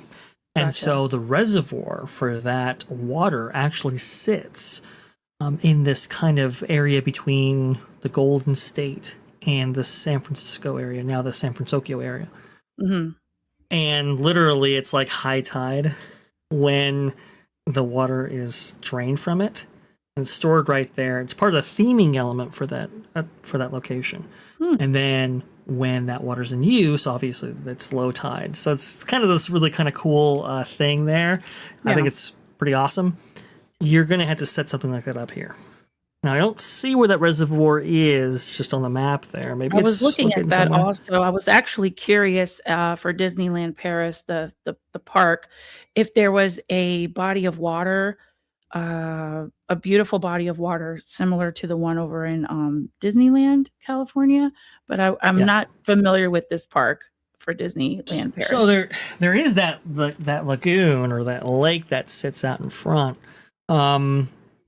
But I don't know, like, ideally you'd want that water to be treated in some way because there's a watershed that takes place on there. I just don't know if it is. Mm-hmm. So obviously you need bromine and a good amount of it in these water-based attractions. Mm-hmm. So you ideally would like to keep this water separate from a lagoon or a lake, right? Because it is treated in a kind of special way. Again, these are complications and these are issues that they'll have to overcome. Now they might have a plan for all of this, and sure, maybe we should have more confidence in them in their planning for this kind of stuff. Oh, right. I know it's a big stretch, but maybe we should do this. Oh. But so what we've tried to do is really bring that shape language from the architecture. But like what we love to talk about at WDI is shape language. And we often refer to shape language. Yeah, that's true. That's a good point right there. You know what? We don't put our faith in them anymore. I mean, they can't even keep their indoor water rides up and running. The lies. Look, it's a fair point. Listen, I don't have the greatest faith in them at the moment right there. And I would hope that they have proper planning for this. I'd hope that they have seen the weather patterns out there in Paris and have accounted for at least some of them. I would hope that part of their design incorporates regular maintenance for this attraction in a way that allows for, I think somebody said antifreeze in the chat right there earlier, that would allow for the serviceability and the preparation to be made on an annual basis to take this ride down and pull this ride up very easily. I just don't know if they're actually going to do that because so many things that we were seeing from Imagineering are so short-sighted. I mean, look, totally the in-ground lighting at Epcot, right, MJ? I mean, it's like that is a constant pain point for them and something that they have yet to overcome. Yeah. It's been in that state for years and years and years. And these parks copy each other because we had a similar situation over at Epic. I think they used the exact same company that Epcot used for those LED lighting on the ground. And really? Yeah. It's absolutely phenomenal that they continue. I mean, it's no surprise, but they do continue to check on each other. Hey, what are they doing? What are they using? What contractor did they go with? And I think earlier in the chat, I saw a comment that they were like, well, this is not the first time I'm seeing this in regards to the trash can situation, that Universal had something similar. So they are trying to use the same technology kind of with projects and things around the park. I don't know. And the facial recognition thing too, that's another one. Well, Universal Creative and WDI, they utilize a lot of the same contractors. They utilize a lot of the same companies and corporations for their products. And so there's a lot of overlap there. And that's just kind of how it occurs in the amusement industry, right? Of course. And I know that when Disney went to bid for the in-ground lighting for Epcot's lighting package there, the initial contractor kind of like declined it because they felt that was not going to be a great showcase of their talent, and they knew that Imagineering's design was flawed. So I knew that for a fact. Look, Celestial Park had issues with its on-ground lighting, and they were able to fix them. Yes. Whether that fix is going to be permanent or not, we'll see. But when I look at Epcot and how profoundly important that is for that entrance corridor right there, and how everything lights up and syncs up and everything like that, it is disappointing to see them, just strike out so badly. And the fact that they still can't get that working, I don't know, maybe says something about how Disney is operating currently. And that could partially be maintenance, could partially be WDI. They're distinct entities, but the combination just isn't working for Epcot currently. Now, got a few stories for Walt Disney left. World's future, open question. We know a little bit about Paris's future. However, Disneyland's future still unwritten, MJ. And this is what brings us to our next story. Big stuff happening over here. Bada big, the bada Disney. bing. Yes, at Disneyland Resort. From Theme Park IQ, Disneyland has filed a permit to demolish the Team Disney Anaheim East building as part of the new Eastern Gateway parking structure construction. Okay, this building right here, which I gotta bring up the Google Maps again, actually, but this building that sits on this surface lot sits adjacent to the Disneyland Resort. Actually, let me go ahead and bring up that Google Maps right here because I think it's really important. Oh, Vash, I had a question for you. Yes. For the special guest, do you think it would be a good idea after this story that they can go ahead and get into the behind the scenes? Absolutely. I think it's great. I think it'd be a good thing right there. You can see right here, this is Disneyland Resort. Okay. To the north, you have Disneyland. To the south, you have Disney California Adventure. On both sides, you have major streets, city streets. So on this side, you have Disneyland Drive, which a portion of that will not be there. And they actually have the ability to annex that whole street, I do believe, with Disneyland Forward actually being passed. Magic Way, we know, is going away at some point. And then on this side, you have Harbor. Major street right there. Nothing's happening right there. But across from Harbor, behind a lot of these hotels, sits this lot. Now, they were able to purchase basically all of this lot over the last 10 to 15 years there in some land acquisitions. And also, too, they were able to acquire the carousel, which provided this passageway between Disneyland Resort as it currently sits right there and this lot. They were actually able to purchase that secretly, which is very, very interesting. Anyway, carousel's no more, and now it's like, okay, this is where the next parking structure is going to be. The very important thing about this, MJ, that I want to go ahead and clarify for people is that the Disneyland Resort currently, as it stands right now, even though they have these huge structures, I mean big-time structures, you have the Mickey and Friends parking structure that opened up in, I believe, 2001-ish, right before the opening of Disney California Adventure in February of 2001, right? That was a 10,000 space parking structure, I think built over the period of 18 months, if I'm not mistaken, right there. And it was the largest in the Western Hemisphere at the time. But that wasn't enough.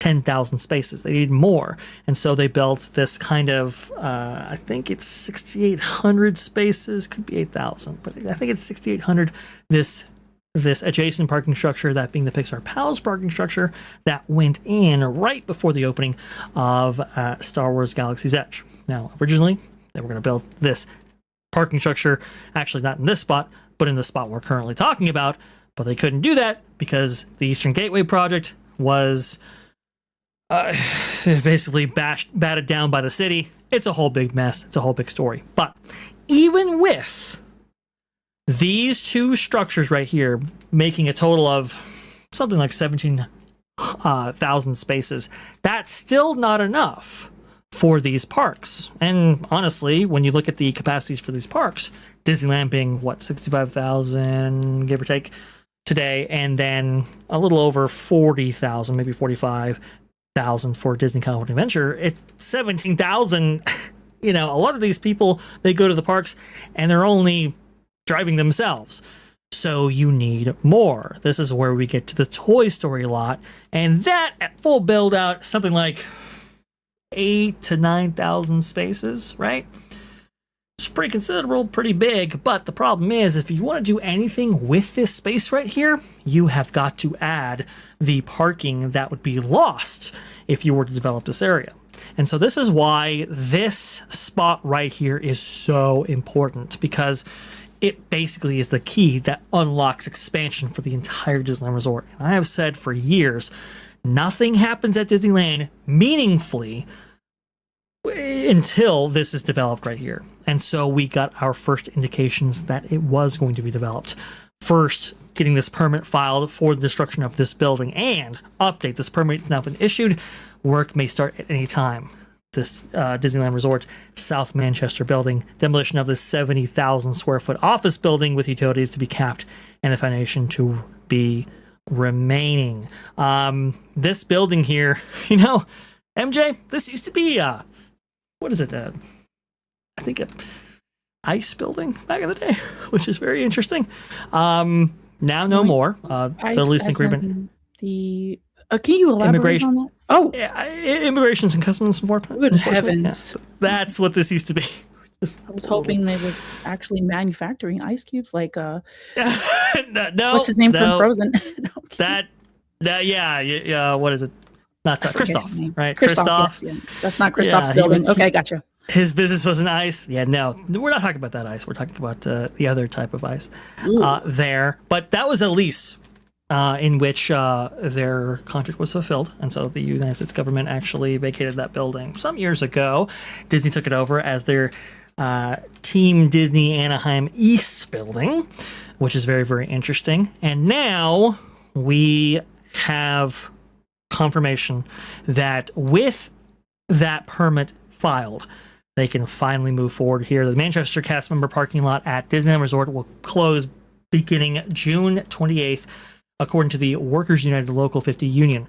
The closure clears the way for a new parking structure and transportation hub on a portion of the lot, bringing roughly 6,000 additional spaces.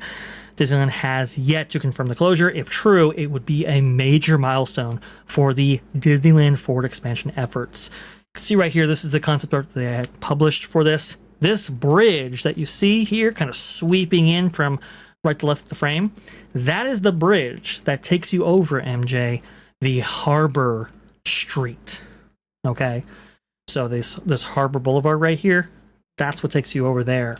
And this land, if in fact they do build this structure, we now open this area up as well for expansion for Disney California Adventure. See, the problem is that you have this transportation area that is right there currently. So all the buses for the Toy Story lot and the buses for the various hotels and partner Good Neighbor hotels and all of that, they all stop here. And I do believe the Uber lot is next door here at this Disneyland drop-off center right here. The problem is you can't really do anything with this unless you have a place for these buses and Ubers to go. Right. That will be incorporated with this lot on this other side as well. And with the incorporation of those elements and with the opening of those elements, that's what finally alleviates this area of land to the north of DCA to be fully done up and reconfigured into more theme park space. Now, we're thinking that's where Avatar, their boat ride and everything like that, that's where that's going to go. I think we know that that's where that's going to go. The reason I say we're thinking is because they really haven't said anything about Avatar for a little while. That's got a lot of people nervous about the future of that. Mm-hmm. Yeah, some people are saying Zootopia. We'll see. I'm sure at D23. I mean, it just looks. It's It's not a lot of space. It's a very space-constrained area. Thinking about the genie from Aladdin, itty bitty little space. Yeah, exactly. I will say this area right here is a lot better than this area. Okay, and we'll where talk the about Coco in just a attraction. moment. Yeah. Yes. Yeah. We'll talk about those soon here, because I've got some extended thoughts about that. But when it comes to this area right here, it's sizable. The buildings that you see here, like the Monsters Inc. attraction and this soundstage right here and all that all goes away for Avatar. So potentially you have this area north of Hollywood Boulevard as it runs through DCA, right? This plot right here. North of that potentially all opens up for Avatar expansion. So it's like a decent chunk of land. I think it's totaled out to, I think the last time I did the area calculation on it, it was about 8 acres. So that's kind of what we're looking at right here. If they repurpose those show buildings, then yes, I can see that. I am thinking about the World of Pandora over at Animal Kingdom, the size of that. I would say this would be a little bit more doable if it was Zootopia, because I'm thinking about the one in Shanghai. It's not very large. It's kind of intimate, and so I can see that, but I'd like to see how they're going to pull that off if indeed they go with Avatar on this one. I'm very interested to see how they're going to pull everything off here, because to your point, MJ, for boat rides, you need a lot of land, and you need land for cooling towers, and you need land to, absolutely have a reservoir for water when you need to drain it and stuff like that. There's just a lot of back-end infrastructure you need to have in order to facilitate a boat ride. It's a lot of land that goes along with that, and as Dan's Life of the Kingdom beautifully points out, it is landlocked very badly here at Disneyland. Is it the best use for this land? I'm not sure. Zootopia might be the better use, and honestly, there's some something to be said about that. I think it was Drew Taylor that did a big write-up in the Wrap about this, and he was saying that, look, if you go with Zootopia, right, with their, what is that e-ticket ride there called? It's something about the chase. It's pursuit of something. Hot Pursuit. Hot Pursuit is what it's called. That ride system shares a lot of its parts and its back-end infrastructure with Mickey and Minnie's Runaway Railway, which our version in this resort is located just beyond Toontown in that large structure that you can see there. The idea being that if you do invest into Zootopia and you do bring a version of Hot Pursuit to Disneyland, or in this case it would be Disney California Adventure, the parts between Mickey and Minnie's Runaway Railway and Hot Pursuit could be shared. Yes. So operationally, things would be simplified. Absolutely. Yeah. Yes, absolutely.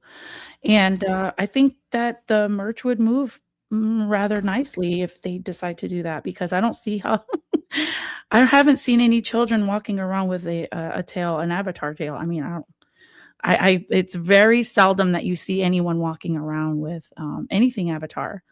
I feel like the youth and there's a few adults that enjoy Zootopia. It's that merch isn't gonna move if it's Zootopia, is what I'm saying, and that's what Disney cares about. How can we get our merch to move, and Pandora with their little trinkets, right, with their jewelry line and all that. Right. It's it's you do have to think about these things on that end, because that's really the reason why you would even invest in a big old land like Avatar or Star Wars or whatever. How much merch does it move? How much, like where the audience enthusiasm lies. If people aren't heavily enthused to go to, to buy Avatar merch, are they necessarily going to be enthused to go to an Avatar land? That's all the back end thinking there behind a lot of these expansions. Now, because we're running out of time here, I want to go ahead and quickly get to Jim Shull here. Closing the Manchester Casper parking lot begins the 3-step project at Disneyland. 1, parking lot. 2, security hub. 3, bridge and arrival esplanade. Expect 2030 completion. More on Disneyland Forward on YouTube. Wow. 2030, yeah, I mean, the structure itself, it might be anywhere between 18 months, 2 years for something like that. The security hub, obviously, that's going to be a big deal. Currently, that resides just roughly that green tent right there. This is where the security hub currently stands on this side of the park. Obviously, that needs permanent facilities now. And there's a whole, and the bridge and everything like that. It's going to take a little while. And so that's why I've been a little bit irritated that Disney has been kind of dragging their feet on this. Because it's like every single day that passes is one more day we'll have to wait for ultimately Avatar or whatever and to be in that space. So I want to go ahead, bring that to people's attention right there. It's a big, big story. It's a big, big deal. And it's finally, this is the key that unlocks so much on the back end right there. Very cool to see, but hard to express because it's so, forward. Disneyland Forward, that is. One more story here before we, I just want to thank the audience. We have 138 watching right now. That's a combination of YouTube and on X. Thank you, everyone, for hanging out and staying with us. Don't move. Hang out. We have a very, very special ending today on the show. So hang tight, grab a snack, and come right back. Absolutely. We're just talking about Disneyland. We were talking about actually Coco. We mentioned it before right there. Very interesting. Something that occurred recently. Carowinds actually announced a new log flume ride coming to them very, very shortly. In fact, it breaks a number of world records, I do believe.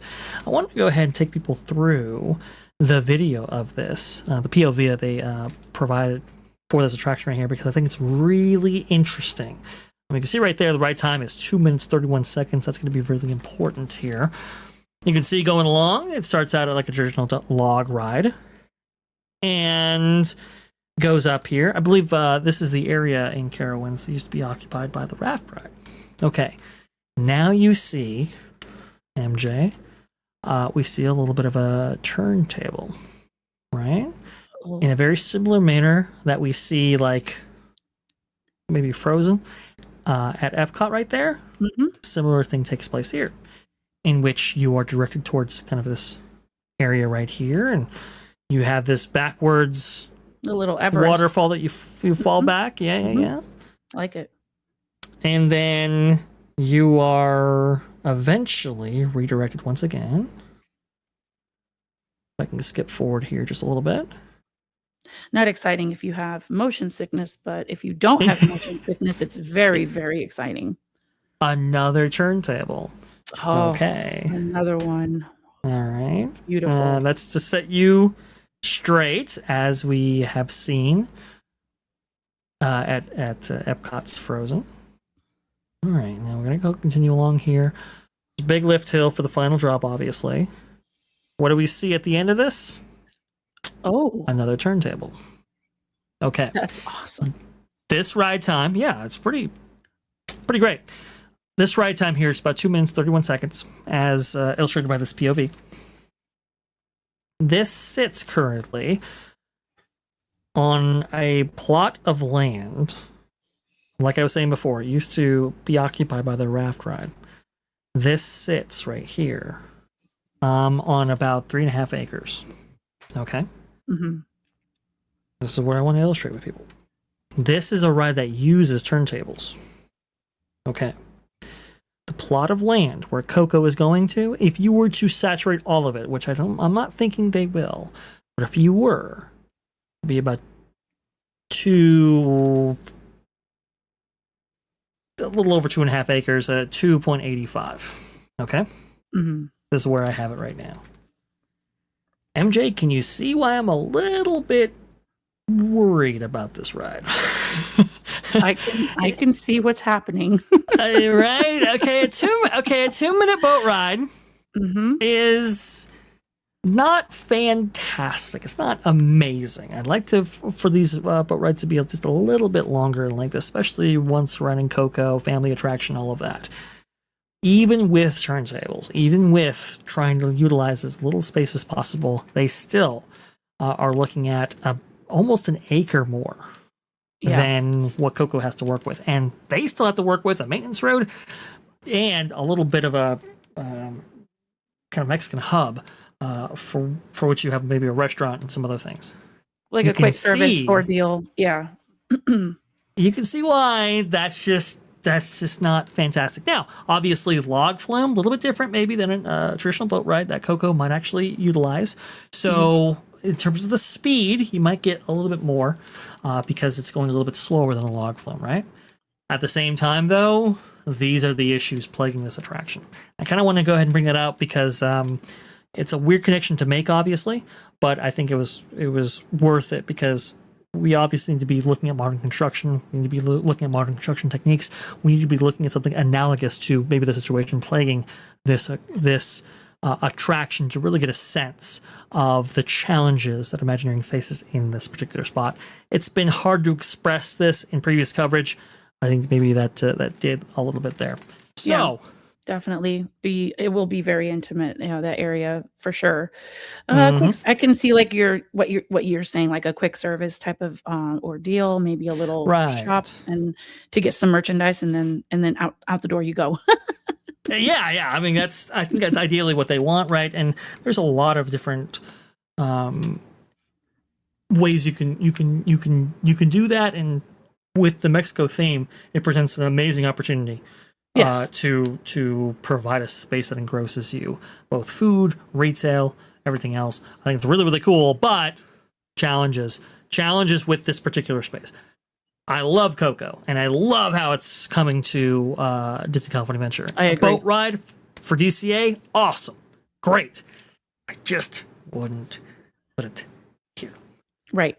That's just my thing right there. I'm trying to be, John. I'm trying to be enthusiastic. I really am trying. But we're thinking about the guest experience and how Disney can maximize that the price of your ticket to like I said, the guest experience, because you're paying so much to get into this beautiful theme park to make most of your day, and that's why we bring up all these things. Vash does a very good job at dissecting it and bringing it to light, so we understand what's going and what's coming. So I love it. Absolutely. That's what I try to do right here. But hey, you know what? Maybe it's not appreciated by everybody. But one thing that will be appreciated by everybody is food. We have one of the best connoisseurs of food that I know of, and that being our special guest. Please, MJ, go ahead and introduce. Welcome for the first time in forever. We have Owen Shogi. Hey, Owen Shogi. Chef Shogi himself. Hello. Absolutely. Owen Shogi is here with us. Obviously, you've seen him out in the chat right there. You've seen him you've seen him on the various channels when it comes to, even beyond the Pro Network, right? We've seen you, Barry Place 28, everywhere else. Thanks for making your debut on Vash Sky ParkCast.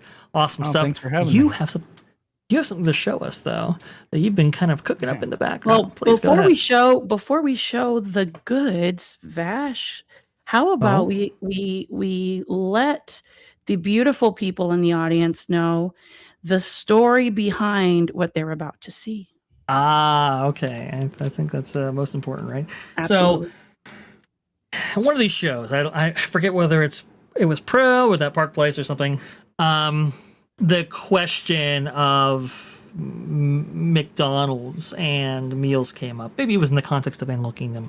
I'm not sure. Obviously, you know that Shogi, McDonald's used to be a partner with Disney, right? And they used to actually sponsor and provide food in a lot of their distinct locations. Actually, DCA, and I think one of the first McDonald's that you can purchase a lot of menu items from back in the day. Burger Invasion, I think is what they call it. Wow. It used to just be a French fry cart outside of Thunder Mountain, which was the busiest food stand in the entire park. Absolutely. And that smell. Oh, that smell. It rivaled the Main Street. Amazing. You used to have a French fry stand also too outside of Splash Mountain in Magic Kingdom. And there was a big McDonald's tie-in with Animal Kingdom when it first opened, right? Especially the dinosaur area and all of that. I think it was in the context of that. People were saying, like, what's your favorite McDonald's item? And I think I said something like the Big Mac, right? And I think the question of, what would the McVash look like? And maybe a term coined by Pro, I can't quite remember, but that got a lot of people thinking, what would a McVash look like? Yeah. And Shogi, you took up the challenge. You're going to provide us some answers here. It was a fun challenge to take on, and thank you for giving me the opportunity to even tackle it. It was a lot of fun to look at it and dissect it and try to come up with something unique for you. Absolutely. This literally went from like how do you say this? Like almost like a joking thing, right? Oh, the McVash, the McVash. No, Shogi has constructed the McVash meal, and we're going to bring it to you, ladies and gentlemen, right now. Vash, would you like for me to go ahead and bring it on the stage? Well, I'll go ahead and do the honors right here. Introducing, folks, what you've all been waiting for, the realization of a promise that we made. The McVash is here. The McVash meal, actually. It's not even just a sandwich now. It is a whole assortment of items. And Shogi, I am so excited to bring people this. This is super cool. I know you've been working on it. Please go ahead. What do you got for us? So MJ approached me and she said, hey, how do you feel about doing this this McVash and taking it from a meme into reality? And I said, it sounds like fun. And so it started as a burger, and then I was like, you know what? When you go to McDonald's, like you rarely ever just get a burger. You get like a meal. And so I wanted to kind of tailor a personal meal to what would the Vash Sky meal look like. So we have over here, we have a double burger, 2 patties of 3-ounce ground chuck on a brioche bun with a fire roasted poblano and jalapeno special sauce. It's just, it's not really spicy. It's just got like a tiny kick to it. And surprisingly tastes very close to Big Mac sauce. Ooh. And then when I tackled this burger, I really wanted to kind of do a classic with elevated features to it. And so for the tomatoes, we did they're oven roasted tomato petals. So you skin the tomato and you take the seeds out, but then you slow roast them in the oven until they kind of lose a lot of their moisture and become more than just like a watery substance on your burger. They actually have some chew to them. They have more acidity, and they provide some great umami. And then after that, we also have, I did a braised onion fondant. So that's more of like a French technique. Fondant means to melt. And so I did a spin on a potato fondant where you sear and then braise a thick cut onion. So the onion is pretty thick. It's about like a little bit more, a little under half an inch thick. But then we really braise that down so it's nice and tender and melts in your mouth. And then I'm getting hungry just thinking about this. And I love how Shogi really took that Big Mac concept and just ran with it and elevated it. Fantastic stuff. Super. And then I still wanted, sorry. No, go ahead. Tell us about the donuts. Oh, yeah. So the donuts, I know that Vash is a big fan of anime. And so I was under the assumption that Vash was from Vash the Stampede from Trigun. That's right. And so I did the double dollar donuts. And Vash the Stampede is always eating donuts in the anime and in the manga. And he's worth $60 billion double dollars. So we did 2 donuts. And it's a yeast donut with a strawberry glaze. And then it's got some toasted black sesame seeds on top for some crunch and a little smokiness. Yes. And then we also put some strawberry pop rocks on there just to kind of like for fun to simulate like the Western gunfights that you would see in Trigun as well. I love it. There's so much thought put into that. I mean, when I saw the donuts, just now I was just like, oh my God, this is amazing. This is absolutely fantastic. Those were a hit. Really my sister and nephew, the lore of my this sister whole and nephew story. walked through them. Phenomenal. And Shogi, you figured all this out even without talking to Vash. You're like, okay, anime, and then the character behind it and all of that. And that's the character right there, right? From the anime series? Yes. Very cool. It is your Vash the Stampede right here. Folks. The legendary gunslinger. Just cool. Awesome stuff. You can see right here, I mean, the donut thing, when it comes to Trigon, has really been incorporated pretty heavily. I don't know if it took such prominence in the original manga, but it really has taken a life of its own when you look at various anime adaptations right there. Super cool that Shogi was able to implement that. I was trying to figure out a way to sneak in the little anime cat, but I couldn't figure that one out. I know. If I had it, I would have put like a little brand on top of the bun with the little Trigon cat. Oh, that's a great idea. Oh, yeah. Dang it. We'll have to save that for the Vash Sky pop-up restaurant. Whoa, the Vash Sky pop-up restaurant. Yeah. Now, ladies and gentlemen, there is a way to wash this down, I promise you. Yeah. Vash, let's go ahead and present the drink. Please. The beverage. Right now, we have it right here. Please, go ahead. Yeah. So I wanted to also customize a little bit of a drink for this meal. It's not a meal without a drink. And the iconic black shirt. So we did a blackberry lemonade. It's a blackberry compote mixed into a fresh squeezed lemonade with a hefty amount of zest mixed into the simple syrup we use. That it's a little more floral, so that instead of just getting the sour and sweetness from the lemonade, the zest from the peel really like hits you in the nose and really makes it a lot more pleasant and full of aromas. You get the essential oils out of the skin. Wow, that's so cool. Aromas. Something nice and acidic to wash down all the rich food. Right. I love how it's kind of a lemonade base almost, and you just gotta build and build and build on top of it. It's awesome stuff. I love that. And did we mention the chip stall? Yes. Oh, and the chips as well. The chips are a kettle style chip, and they're tossed with a Korean chili flakes, a little bit of lemon seasoning, as well as toasted sesame seeds. So they have like a little tiny bit of spice as well. There's some spice to this meal, but it's not gonna like knock your palate off or anything like that. Right. It just elevates a little bit, just cuts Just through. a nice warmth. Right. I love that. And the Asian inspired ingredients throughout. This is super, super cool. Obviously, really tapping into my love of anime right there. I love this. Shogi, you gotta applaud yourself. Absolutely. Here. Absolutely. Round of applause for Shogi. Absolutely. There you go. That's what I was thinking of right there. Thank you so much. This is absolutely phenomenal. Super cool. I had heard that you guys were cooking something up. I didn't know it was going to be so ambitious. I didn't know it was going to be so thoughtful. I really want to thank you from the bottom of my heart. You're welcome. You'd think about this on this level right here. Shogi, you're on the show. We have a little bit of time before we have to get over to the dish, ironically enough, right there. Is there anything more you'd like to add, or maybe some commentary you want to add to this meal, the stories that we've covered? Please go ahead. The floor is yours. Sure. One of the things that I wanted to do when I created this meal was I wanted to keep it accessible to everybody in the audience who wanted to also try to make this at home. And I am going to work on some recipes and try to get those out to you guys.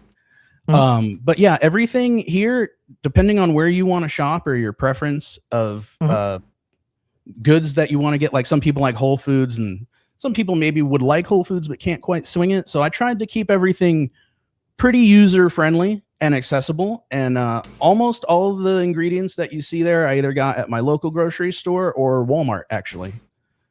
Which is fantastic. Now, can we share the initial version of the recipe list or the ingredient list sure that you have? Okay, so I was like, hey, this is fantastic. We got to get a list here. We got to make it publicly accessible. And so I was like, let's do a Google Doc. And Shogi was kind enough to fill out a lot of this. Now, this is a living document, obviously. So when you come back, he'll have even more to add here, like how exactly you make all of this stuff and more. I know he's working on that, but you can go ahead and get this right here. It's in the chat right now. So go ahead and click on it at your leisure right there. Very, very cool stuff.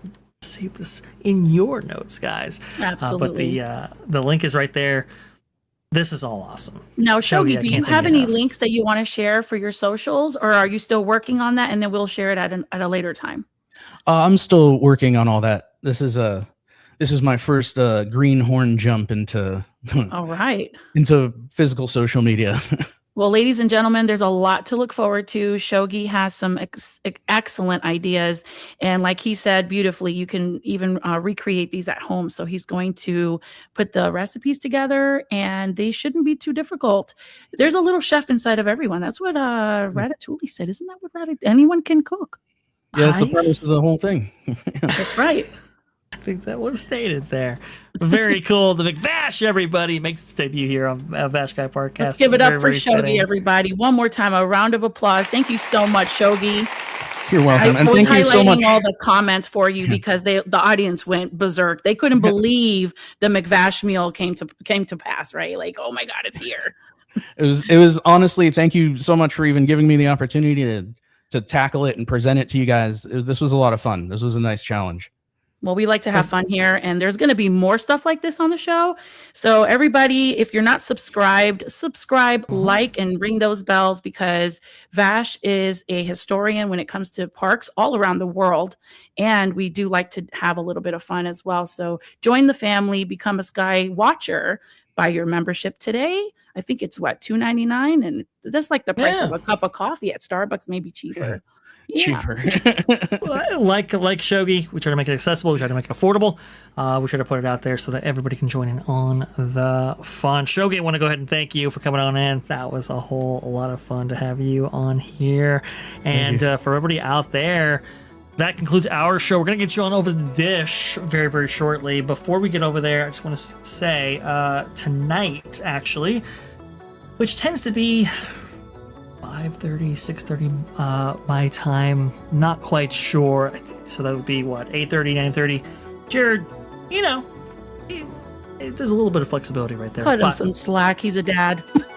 he is. Kids. So on Capture the Magic, he's going to be hosting a theme park, and it will be simulcast on Vash Sky ParkCast as well. So if you're subscribed, you should get those notifications and you'll be able to join us in on that fun. But the most important thing about tonight's show is that Drew the Disney Dude will be joining us. So that's going to be a lot of fun. I really want to pick his brain on so much going on in the parks, Imagineering, and everything like that. So definitely join us tonight on Theme Parkin'. It's going to be really, really cool. Make sure you have those notifications on right there. And now, O2RR, we got to get on over to the dish right there. No Tomorrow, by the way. intended. Yes, absolutely, right? Yeah, fully pun intended, that is. Tomorrow, going over amazing stories as well. It's going to be Thursday at, what is it? What do we have? 6:30 p.m. 6:30 p.m. Eastern, yes. 6:30 p.m. Eastern. Gotcha. I forget Just ask the tons of my own producer. show. Just ask the producer. I'm kidding. Yeah, exactly. It's been a long day. All right, guys. Sky Watchers out there, Skylanders, remember, the sky is the limit. Thanks, guys. We'll see you later.